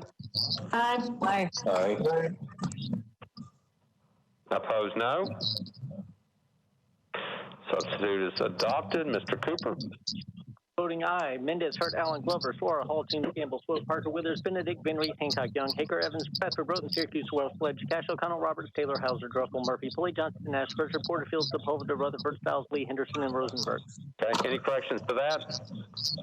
All right, substitute is adopted 44-0 against. Councilmember Hall or Councilmember Toombs? Councilmember Toombs had mentioned a motion to defer. Either one. Who wants to do it? That's correct, Vice Mayor. Move to defer 1 meeting. All right, so Councilmember Hall has moved to defer 1 meeting, properly seconded. Any discussion on the deferral motion? Seeing none, all those in favor of the deferral motion say aye. Aye. Aye. Aye. Aye. Aye. Opposed, no. Deferral motion passes. Mr. Cooper. Voting aye. Mendez, Hurt, Allen, Glover, Sora, Hall, Toombs, Gamble, Swope, Parker, Withers, Benedict, Van Reese, Hancock, Young, Hager, Evans, Bradford, Broughton, Syracuse, Welsh, Sledge, Cash, O'Connell, Roberts, Taylor, Hauser, Druffel, Murphy, Pulley, Johnston, Nash, Vircher, Porterfield, Sepulveda, Rutherford, Stiles, Lee, Henderson, and Rosenberg. Okay. Any questions to that? Motion to defer passes 44-0 against. Item number 62, Bill 2020-581 by O'Connell, Rosenberg, and Young. Ordinance amending section 13.08.080 of the Metropolitan Code to permit the use of license plate scanner technology on or within law enforcement vehicles. Councilmember O'Connell, you're recognized. Thank you, Mr. President. I'd like to get committee reports, please. Okay, Public Safety, Councilmember Gamble. Thank you, Vice Mayor. Public safety, at the request of the sponsor, Public Safety voted to defer this item to the first meeting in February. 10 in favor, 0 against. Okay. And Public Works, Councilmember Nash. Public Works also deferred at the request of the sponsor to the first meeting in February, 10 for, 0 against. Okay, thank you, Councilmember. Councilmember O'Connell, back to you. Thank you, Mr. President. I'd like to move to defer to the first meeting in February. Okay, the motion is to defer the first meeting in February, properly seconded. Any discussion on the deferral? Seeing none, all those in favor of the deferral motion say aye. Aye. Opposed, no. Motion passes. Mr. Cooper. Voting aye. Mendez, Hart, Allen, Glover, Suara, Hall, Toombs, Gamble, Swope, Parker, Withers, Benedict, Van Reese, Hancock, Young, Hager, Evans, Bradford, Broughton, Syracuse, Welsh, Sledge, Cash, O'Connell, Roberts, Taylor, Hauser, Druffel, Murphy, Pulley, Johnston, Nash, Virtue, Porterfield, Sepulveda, Rutherford, South, Lee, Henderson, and Rosenberg. Any corrections to that? Okay. 2020-581 is deferred to the first meeting in February. Item number 63, Bill 2020-582, Johnson, Pulley, Nash, and others. Ordinance amending section 13.08.080 of the Metropolitan Code of Laws pertaining to the use of license plate scanner technology in the public rights of way. Councilmember Johnston, you're recognized. Thank you, Vice Mayor. Committee reports, please. Public Safety, Councilmember Gamble. Thank you, Vice Mayor. At the request of the sponsor, the committee voted to defer until the first meeting in February. 9 in favor, 1 against. Okay. Councilmember Nash, Public Works. This is going to stand for me, or the Public Works Committee, at the request of the sponsor, deferred to the first meeting in February, 10 for, 0 against. And I personally would like to thank both sponsors, Johnston and O'Connell, for deferring the meeting, let this Public Safety Committee finish their meetings. I think it's the right thing to do. All right, Councilmember Johnston, back to you. Thank you so much. Just in response to several colleagues' requests to slow this process down a little bit, and certainly out of respect for Councilwoman Gamble's series of community meetings on the subject, I move to defer this to the first meeting in February. Okay, so the motion is to defer to the first meeting in February, properly seconded. We're on a motion to defer. Councilman Rosenberg. Thank you, Mr. President. I support the motion to defer. This bill as written would open the floodgates for these readers, and that's a major expansion of police powers and a new threat to the safety of Nashville residents. I'd like to direct you all there. You'll find a substitute to this bill in your packets that would instead build a framework around the already legal mobile readers. It's important, as we try to slow this process down through this motion to defer, to note that LPR photos of the back of your car's occupants and your license plates and your time and your location all become public record, which means the data becomes available to anyone to obtain, including would-be stalkers, harassers, and other criminals. And this data can then be used to target individuals, understand traffic patterns around certain locations at certain times, or surmise when particular homes are likely to be vacant and vulnerable. In addition, the Vallejo, California Police Department found that 37% of hits from fixed LPRs were misreads of the plates. One such misread led police to stop 4 young children as young as 6. Remember, it's a motion to defer. We're not on your substitute. We're not on the bill. Okay. Absolutely. These are important considerations. It's an important reason that we need to defer this and slow it down to understand a lot of these stories that happen, whether it's what happened in Vallejo because of misreads or misuse in Virginia when they used it to track who attended political rallies, or whether ICE using it to capture, to target immigrants. Based on agreements with LPR companies. So it's my hope that as we move ahead into February. Councilmember Rosenberg, hold on. Councilmember Murphy, point of order. I think that, Councilman Rosenberg's bill that he supports was deferred. Council Lady Johnson is deferring her bill. I think these arguments and these commentations should be saved for the special meetings that have been called by the chair of the by Chair Gamble, and I think our time would be better used than, we all know that we're going to get there faster by slowing down and making sure that this policy is done right. And I think at this time it's ready to move on. Mr. President, I'm using this couple minutes that I've got to talk about why it's important to slow this process down and defer. Councilman Rosenberg, you're actually on your substitute, and no, that's inappropriate on a motion to defer. It's a motion to defer to the second meeting. Absolutely, I'm speaking in support of that deferral motion. I think you've crossed the line. So I'm going to rule in favor of Councilmember Murphy. I think you've crossed the line on this one. Okay, I will keep that in mind for future deferral motions. It's simply a deferral motion. You were talking about your bill. Councilmember Gamble, you're recognized. Thank you, Vice Mayor. I would just like to express my appreciation to Councilmember Johnston and Councilman O'Connell for deferring these bills regarding the license plate readers to allow more public input and discussion. Our next meetings will be held on January 7th and January 12th, and I appreciate them deferring until February to allow those discussions to happen. Thank you. Or to allow those discussions to be included in their bill considerations. Thank you. Thank you, Councilmember Gamble. Nobody else in the queue. We're on a motion to defer to the first meeting in February. All those in favor of the motion to defer to the first meeting in February, say aye. Aye. Aye. Aye. Opposed, no. Your motion is adopted. Mr. Cooper.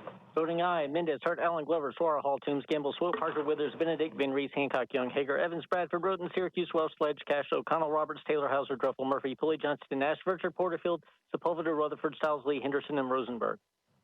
Okay, any corrections to that? Seeing none, motion to defer is approved 44-0 against. Item number 67, BL 2020-586 by Councilmembers Toombs, Stiles, and others. This is an ordinance amending ordinance number BL 2014-688 to reverse the Metropolitan Council's determination that provision of long-term medical care is obsolete and unnecessary as a governmental function, directing certain actions to be taken regarding the preservation of the licensed beds, the Bordeaux Long-Term Care Facility, and appraisals of the Bordeaux Long-Term Care and J.B. Knowles Home for the aged facilities, and requesting the creation of a long-term plan for the J.B. Knowles Home Facility. Councilmember Toombs, you're recognized. Thank you, Mr. Vice Mayor. Committee report. Budget and Finance, you've got the first one. Budget and Finance recommended a 1 meeting deferral on the bill as amended, 10-4-0 against. Okay. And Health and Hospitals, Councilmember Taylor?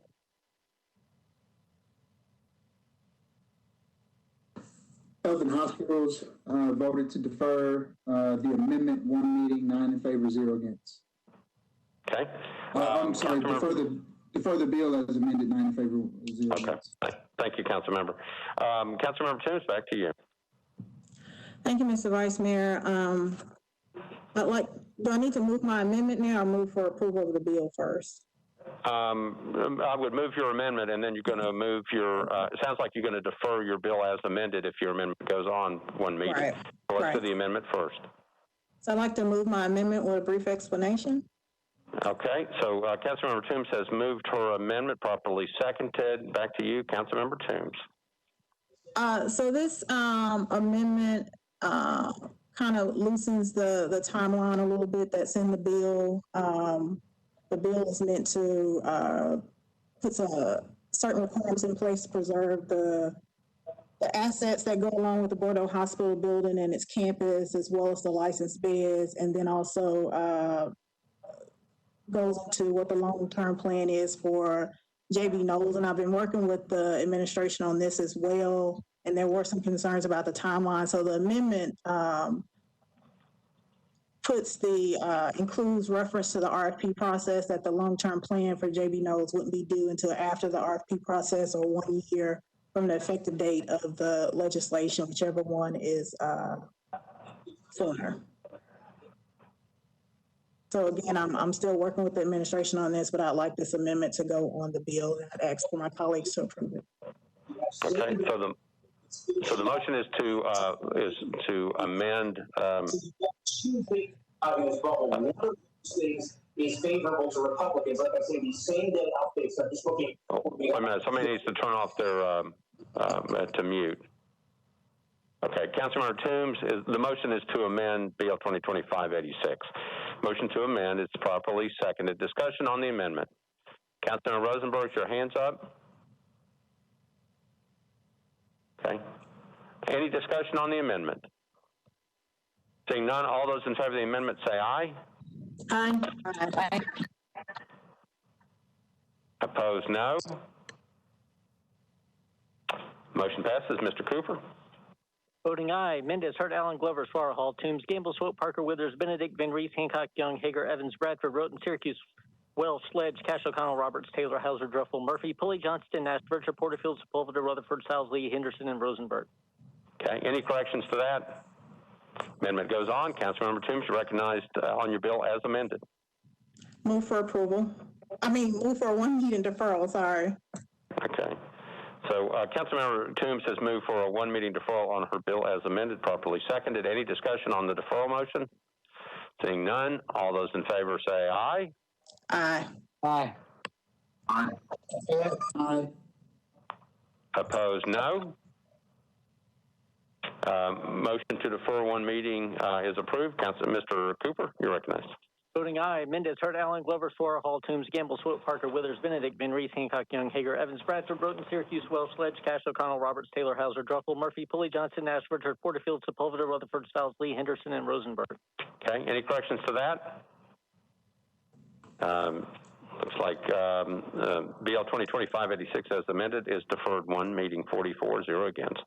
Item number 68, this is the last one on second reading, BL 2025-87 by Allen and Nash, ordinance amending substitute ordinance number BL 2019-1653 to amend the requirements of the flag of the Metropolitan government be presented to the family of a current or former elected Metropolitan official, including a current or former member of the Metro County Council upon the official's death. Councilmember Allen, you're recognized. Thank you, Mr. Vice Mayor. I would like to get committee reports, please. Rules and confirmations, Councilmember Johnston. Thank you. We voted 6 in favor, 0 against. All right. Councilmember Allen, back to you. Thank you, Mr. Vice Mayor. I have an amendment, so I think I need to move the bill and then move the amendment. Okay, so move the bill, second. Okay, so you're on your bill. Councilmember Allen, you want to move your amendment? Yes, I'd like to move the amendment with a brief explanation, please. Okay, amendment is moved, properly seconded. Back to you. Thank you. This bill simply changes a bill we already had on the books to present a flag to the family of a deceased former elected official. And this bill simply changes that the family could ask that be presented by a member of the police department. And this amendment further refines that to allow discretion of the police chief to okay that request. So that the amendment is just to give the police chief discretion in granting that request. And so I would ask for support for the amendment. Okay, you've heard the amendment. Any questions on the amendment? Seeing nobody in the queue, we've got an amendment to vote on. All those in favor of the amendment say aye. Aye. Aye. Aye. Aye. Opposed, no. Opposed, no.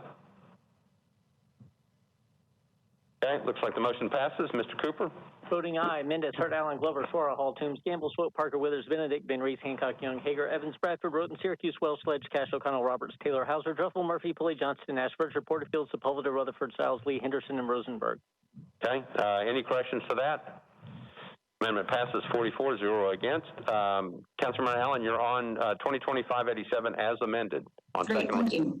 I would like to move the bill as amended.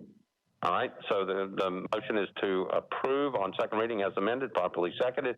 Any discussion?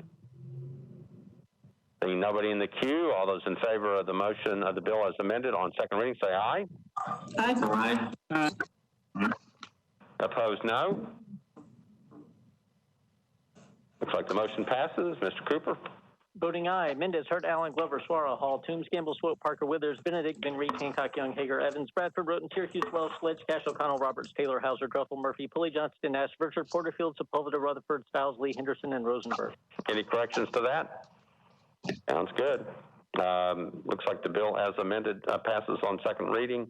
44-0 against. All right, we're now on bills on third reading. This is on page 26 of your agenda. We do have a consent agenda, bills on third reading. Let me go through those with you. This is on page 27 of your agenda. Item number 76, it starts with that. 2020-552 is on consent. 554, 555, 557, 558, 559. Having trouble turning the pages. 560. There you go. 561, 562, 563, and 564. So essentially everything from item 78 on third reading is on consent, and actually all the committee reports are in as well. Anything needs to be bumped off of that? Okay, here they are. We're going to start with BL 2020-552.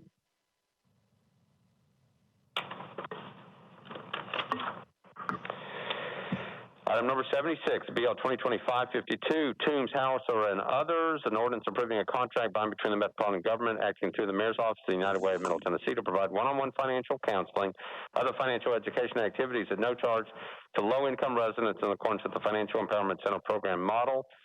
BL 2020-554, Toombs, Gamble, and Parker, ordinance approving Amendment 2 to contract number 455783 for the provision of body camera equipment between WatchGuard, Inc. and the Metropolitan Government of Nashville and Davidson County. BL 2020-555, that's item number 78.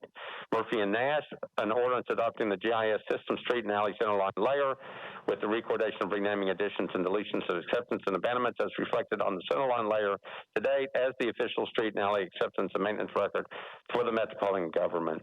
BL 2020-557, Sledge, Murphy, and others, an ordinance to amend the GIS system street and alley centerline layer for the Metropolitan Government by abandoning alley number 922, right of way from Wedgwood Avenue northward to Blakemore Avenue. Bill 2020-558, Hager, Murphy, and Nash, ordinance authorizing the Metropolitan Government of Nashville and Davidson County to abandon an existing water pumping station, brick building, and associated easement, retain the remaining public utility and drainage easements located at 801 Stoner Mill Lane. Now, item number 81, BL 2020-559, Rutherford, Murphy, and Nash, ordinance authorizing the Metropolitan Government to accept new water and sanitary sewer mains, fire hydrant assembly, sanitary sewer manholes, and easements for projects located at 6434 Pettis Road, 7224 Old Burkett Road, also known as South Point PH3A, and Village UMC. BL 2020-560 by Murphy, Nash, and Lee, an ordinance authorizing the Metropolitan Government to accept new public water and sanitary sewer mains, fire hydrant assembly, sanitary sewer manholes, and easements, property located at Maxwell Road unnumbered, also known as Olive Phase 2, and BL 2020-561 by Murphy, Nash, and Lee, ordinance authorizing the Metropolitan Government to accept new public water and sanitary sewer mains, fire hydrant assembly, sanitary sewer manholes, and easements for property located at Maxwell Road unnumbered, also known as Olive Phase 3. BL 2020-562, Taylor, Murphy, and Nash, ordinance authorizing the Metropolitan Government to abandon existing public sanitary sewer main easements and to accept new sanitary sewer manholes and easements through properties located at 307, 309, and 313 31st Avenue North. BL 2020-563, Withers, Murphy, and Nash, ordinance authorizing the Metropolitan Government to rehabilitate an existing sanitary sewer main and sanitary sewer manhole, accept a new sanitary sewer manhole and easement, property located at 315 Interstate Drive. And BL 2020-564, Bradford, Murphy, and Nash, ordinance authorizing the Metropolitan Government to accept new water main, one fire hydrant assembly, a sanitary sewer manhole and easements, probably located at 350 Harding Place. Those are the items on the consent agenda on third reading. Anything needs to be bumped? All right, seeing none. Councilmember Murphy, I entertain a motion to approve all those on third reading on the consent calendar. I would love to make a motion to move for approval of all the items on the consent agenda. All right, so the motion is to approve, properly seconded. Any discussion on the items on the consent agenda? Seeing none, we're ready to vote. All those in favor of all the items on the third reading consent agenda, say aye. Aye. Opposed, no. Motion passes. Mr. Cooper? Voting aye. Mendez, Hurt, Allen, Glover, Suara, Hall, Toombs, Gamble, Swope, Parker, Withers, Benedict, Van Reese, Hancock, Young, Hager, Evans, Bradford, Broughton, Syracuse, Wells, Sledge, Cash, O'Connell, Roberts, Taylor, Hauser, Gruffel, Murphy, Pulley, Johnston, Nash, Vercher, Porterfield, Sepulveda, Rutherford, Stiles, Lee, Henderson, and Rosenberg. All right, any changes to that? Any corrections? All right, looks like consent agenda passes 44, 0 against. Okay, we're back on item number 73, Bill 2020-494, Councilmember Stiles, Toombs, and others, an ordinance to amend section 13.08.080 of the Metropolitan Code relative to the use of license plate scanners for law enforcement for the prosecution of reckless drivers. Councilmember Stiles, you're recognized. Thank you very much, Vice Mayor. I'm not sure this process, so I'm just going to ask. I want to withdraw my bill, but with a comment. So all you have to do is withdraw, and I'll let you make a comment. Okay, then I'm going to withdraw my bill. Okay, the bill is withdrawn. You can go ahead and make your comment. So, colleagues, over the last 2 months since this bill was put forth, I have spent a lot of time talking to community groups, the COP, MHRC, to find out what the concerns have been in terms of privacy and surveillance as it pertains to license plate readers. We have been having a lot of robust discussion, and in the midst of that, of course, the amendment was removed from the previous bill in 2017, removing LPRs. I think, I still maintain that having a pilot makes sense for us to introduce a project like this throughout the entire city. And so, because we are now talking about full rollouts, I am just going to work on a substitute for the future. That still contains a lot of the feedback that I've received, and I commend the council members that have decided to work on LCR bills themselves and are just now engaging in the community efforts and to get feedback. I am certainly hoping that this is going to garner an LPR policy that will work for everyone across the city. Of course, not everyone's going to be happy, but some place that's in the middle. So to that end, I'm going to withdraw my bill this evening. I do hope that you had an opportunity to take a look at your emails this afternoon. There actually is a bill that's being proposed in Memphis. I think that has a lot to do with what we've been talking about for these last couple of months. They already use LPRs, but they are going to look at using LPRs to address a drag racing problem. So I am grateful that this has begun a larger conversation. So I appreciate the time and efforts and energies for everyone that has been in support, and we move forward. Thank you so much. Thank you, Councilmember Stiles. Bill is withdrawn. We're on item number 74, Bill 2025-17 by Councilmember Rutherford. Ordinance to amend Title 17 of the Metropolitan Code by changing AR 2A to SC zoning. Properties located at 5866 Pettis Road and Pettis Road unnumbered, approximately 1,120 feet north of Sundown Drive, 44.44 acres. Councilmember Rutherford, you're recognized. Thank you, Mr. President. Committee report. Let's see, planning and zoning, Councilor Murphy. At the request of the sponsor, we voted 14 in favor, 0 against to defer this one meeting, which I'm not sure if it triggers an indefinite or not, but we just voted for one meeting. I think it's the second. Zoning bill, so it doesn't matter. Doesn't matter. It's okay. Zoning. So it doesn't matter. All right, so thank you, Councilmember Murphy. Councilmember Rutherford, back to you. I move deferral one meeting. Okay, so Councilmember Rutherford has moved to defer one meeting, properly seconded. Any discussion on the deferral? Seeing none, all those in favor of the deferral motion say aye. Aye. Opposed, no. Aye. I think we got a motion. I think the motion is approved. Mr. Cooper.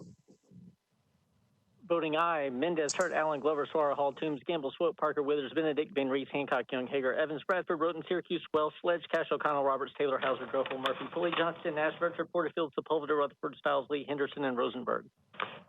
Mr. Cooper's getting better over time. Any corrections to that? Motion to defer one meeting is approved, 44-0 against. Last bill on the calendar tonight is Bill 2020-550 by Councilmember Mendez. An ordinance to amend Section 2.222.030 of the Metropolitan Code of Laws relative to required disclosures. Councilmember Mendez, you're recognized. There you go. I'd like to move approval, and I believe there's an amendment that Councilmember Johnston would like to move. All right, so Councilmember Mendez has moved approval of his bill on third reading, properly seconded. Councilmember Johnston, you're recognized. Thank you. I'd like to move the amendment, and I think someone from the either Hannah or maybe even Ms. Waits can explain much better than I can. So it's a late filed amendment. Well, it's on third reading, so it's going to have to be. We have to move to suspend the rules, correct? Correct. All right. So let me get an explanation. Do you want to explain it? And then we're going to have to vote on whether to suspend the rules. Mr. Cooper? Yes, it's really just a housekeeping amendment to make the actual disclosure form itself consistent with the new provisions that are being added to where you do not have to have a witness sign the form electronically, that you can just you attest under penalty of perjury that the information is accurate. Okay, so that's the explanation of the amendment. Back to you, Councilmember Johnston. I'd like to suspend the rules, please. Okay, did it go before your committee? It actually did not. It didn't have to because it wasn't late filed. It's just on third reading. All right. So Councilmember Johnston has moved to suspend the rules to get this late filed amendment. To get the filed amendment on third reading. Any objections to suspension of the rules? Seeing none, rules are suspended. Councilmember Johnston, you're on your amendment. Councilmember Johnston, you just have to move your amendment. Sorry, I muted myself. I'd like to move the approval of the amendment, please. Okay, so Councilmember Johnston has moved the amendment on Bill 2020-550 properly seconded. Any discussion on the amendment?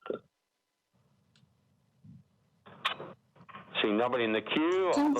Vice Mayor, I had a question, please. My hand was raised. Oh, okay. So, I'm sorry, Councilmember Allen. Your hand's been sitting there, and I just thought it was there from a long time ago. Councilmember Allen, you're recognized. Thank you. Just one question. It looked to me like the amendment also included a new form, and there were some changes about whether you own the property or not. Am I seeing that right? And can someone explain what those changes are? That was actually in the original bill. The amendment just changes the form to match the bill. So the bill itself changed it to where you don't have to disclose your primary address, and that you no longer have to have a witness sign the form. And those are the only other changes? Yes, the changes in the amendment, if I'm not mistaken, are just to the form itself, so that the form complies with the language in the bill. So, okay, so when I set the amendment next to section 2.222.030 and look at the form there, it seems to me that there are some other pieces that we're being asked about that we are no longer being asked about. Is that correct, or is that intended, or is that not correct?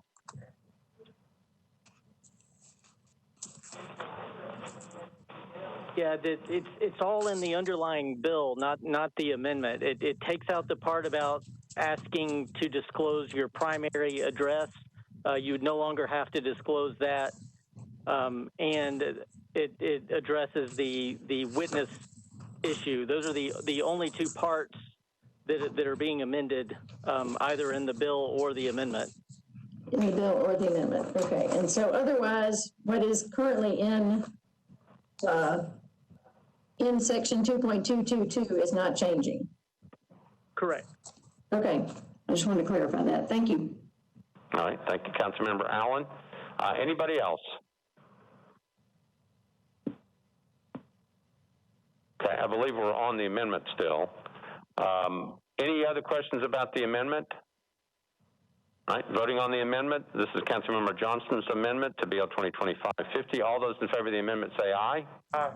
Aye. Aye. Aye. Opposed, no. Amendment passes. Mr. Cooper? Voting aye. Mendez, Hurt, Allen, Glover, Suara, Hall, Toombs, Gamble, Swope, Parker, Withers, Benedict, Van Reese, Hancock, Young, Hager, Evans, Bradford, Broughton, Syracuse, Wells, Sledge, Cash, O'Connell, Roberts, Taylor, Hauser, Druffel, Murphy, Pulley, Johnston, Nash, Vercher, Porterfield, Sepulveda, Rutherford, Stiles, Lee, Henderson, and Rosenberg. Okay. Any corrections? Amendment passes 44-0 against. Now we're on BL 2020-550 as amended. Councilmember Mendez. I'd like to move the bill as amended. Councilmember Mendez has moved the bill as amended on third reading, properly seconded. Any further discussion? Seeing none, all those in favor of the bill as amended on third reading say aye. Aye. Aye. Aye. Aye. Aye. Opposed, no. Bill as amended passes on third reading. Mr. Cooper? Voting aye. Mendez, Hurt, Allen, Glover, Suara, Hall, Toombs, Gamble, Swope, Parker, Withers, Benedict, Van Reese, Hancock, Young, Hager, Evans, Bradford, Broughton, Syracuse, Wells, Sledge, Cash, O'Connell, Roberts, Taylor, Hauser, Druffel, Murphy, Pulley, Johnston, Nash, Vercher, Porterfield, Sepulveda, Rutherford, Stiles, Lee, Henderson, and Rosenberg. Okay, any corrections to that? Bill as amended passes on third reading, 44-0 against. Mr. Cooper, we have anything else on here? I do not. I believe that was it. We have, is 517 being deferred? Let's see, let's go back. Oh, we already did that one. I'm sorry. No, Okay. we're covered. I think we've got it. Let me just remind you, again, we have 4 vacancies on the Community Oversight Board. Remember that. And remember that, again, if you want to come by on Friday between 1 p.m. and 4 p.m. on Friday, place a flag in the public square in front of the courthouse. You're asked to come do that, and the flags will be available at the front desk of the mayor's office. And again, we certainly wish our mayor and Mrs. Cooper all good health. We hope that they're both okay and that they are better very, very soon. I know that at this point, again, we don't know the details of the mayor, but we just wish them good health. Thank you all. I'll entertain a motion to adjourn. So moved. Motion to adjourn, properly seconded. All those in favor of the motion to adjourn, say aye. Aye. No? Aye. Stand adjourned. Mr. Cooper, do you need to do anything? Good. All right, we stand adjourned. Happy New Year. And so the council has concluded a little over 3.5-hour meeting. It was a 31-page agenda with some 86 items up for consideration. We expected quite a bit of debate tonight about the use of license plate scanners. There were 3 different bills before the council about that. One was already on third and final reading, but it was withdrawn by the sponsor when it came up tonight, primarily because she has not been able, it appears, to get the 21 votes needed to pass it on third and final reading. There are 2 other measures that were before the council tonight. They were on second reading. They were both deferred until February, primarily because council members are getting concerned that this bill is moving too far too fast. So they're going to have some more committee deliberations about it, and they're going to have some community meetings and bring this back in February to see where this goes further. The idea of using these license scanners was for law enforcement to be able to go out and do a crackdown on drag racing going on out on right-of-ways right now, and they think this would be helpful. But there are a lot of privacy concerns as well, and that's what these other bills are going to try to deal with as well. Council was expecting to hear an update tonight from Mayor John Cooper about the status of the investigation and the recovery efforts on 2nd Avenue after the Christmas Day bombing. You might have heard the Vice Mayor say right as we closed the meeting that he was wishing good health for the mayor and his wife. His wife has been tested positive with COVID-19, so the mayor has gone into quarantine. At this point, neither one seemed to be showing symptoms at this point, even though the mayor's wife has tested positive. Instead, Brenda Haywood, a former member of this body and one of the deputy mayors under Mayor Cooper, was here to give her update. She did share the good news that the federal government has approved the emergency declarations necessary for the city to begin to draw down on some federal aid and help. Also, the police chief, John Drake, was here tonight, and he indicated that some of the surveys that have been done underground to see what was going on with some of the clay pipes around 2nd Avenue have so far not found any cracks or issues or problems down there, so that could be very good news as well. Council also tonight approved on the consent calendar resolutions that would help refinance some of the city's bond debt in light of the current low interest rates that are going on, historically low rates. We would see the refinancing help save the city about $39 million over the life of those bonds. It was a related item to put a cap on how much bonded debt the city would have at any one time, based on the size of the budget, about 17% of that was put off for more study as well at this point. The council also once again looked at some bills to help the city get out of the long-term care business, or at least give the council some more power in making those decisions. The bills were deferred tonight, but it did appear some amendments have been put on there. The council may be moving towards being more comfortable with the idea of doing that, although the council staff has warned that the council's power in this area is already fairly limited for what can be done one way or the other about that. I believe that's all the major issues of the night. The council will be back here in the meeting again on January 19th. In fact, it'll continue to meet in a virtual basis probably through at least the end of February. It'll depend on what the COVID vaccine does with the COVID disease does as it continues to rage throughout the community. Also depends on whether the emergency orders that are allowed for or the emergency approval from the governor continues to go on. Right now, his order will continue to stay in effect until at least the end of February. We'll be here at that time on January 19th to provide live coverage. Until then, we say good night from the council chambers. Tonight's meeting of the Metropolitan Nashville and Davidson County Council has come to you live from the council chambers at the Metro Courthouse. It's been a public affairs presentation of the Metro Nashville Network.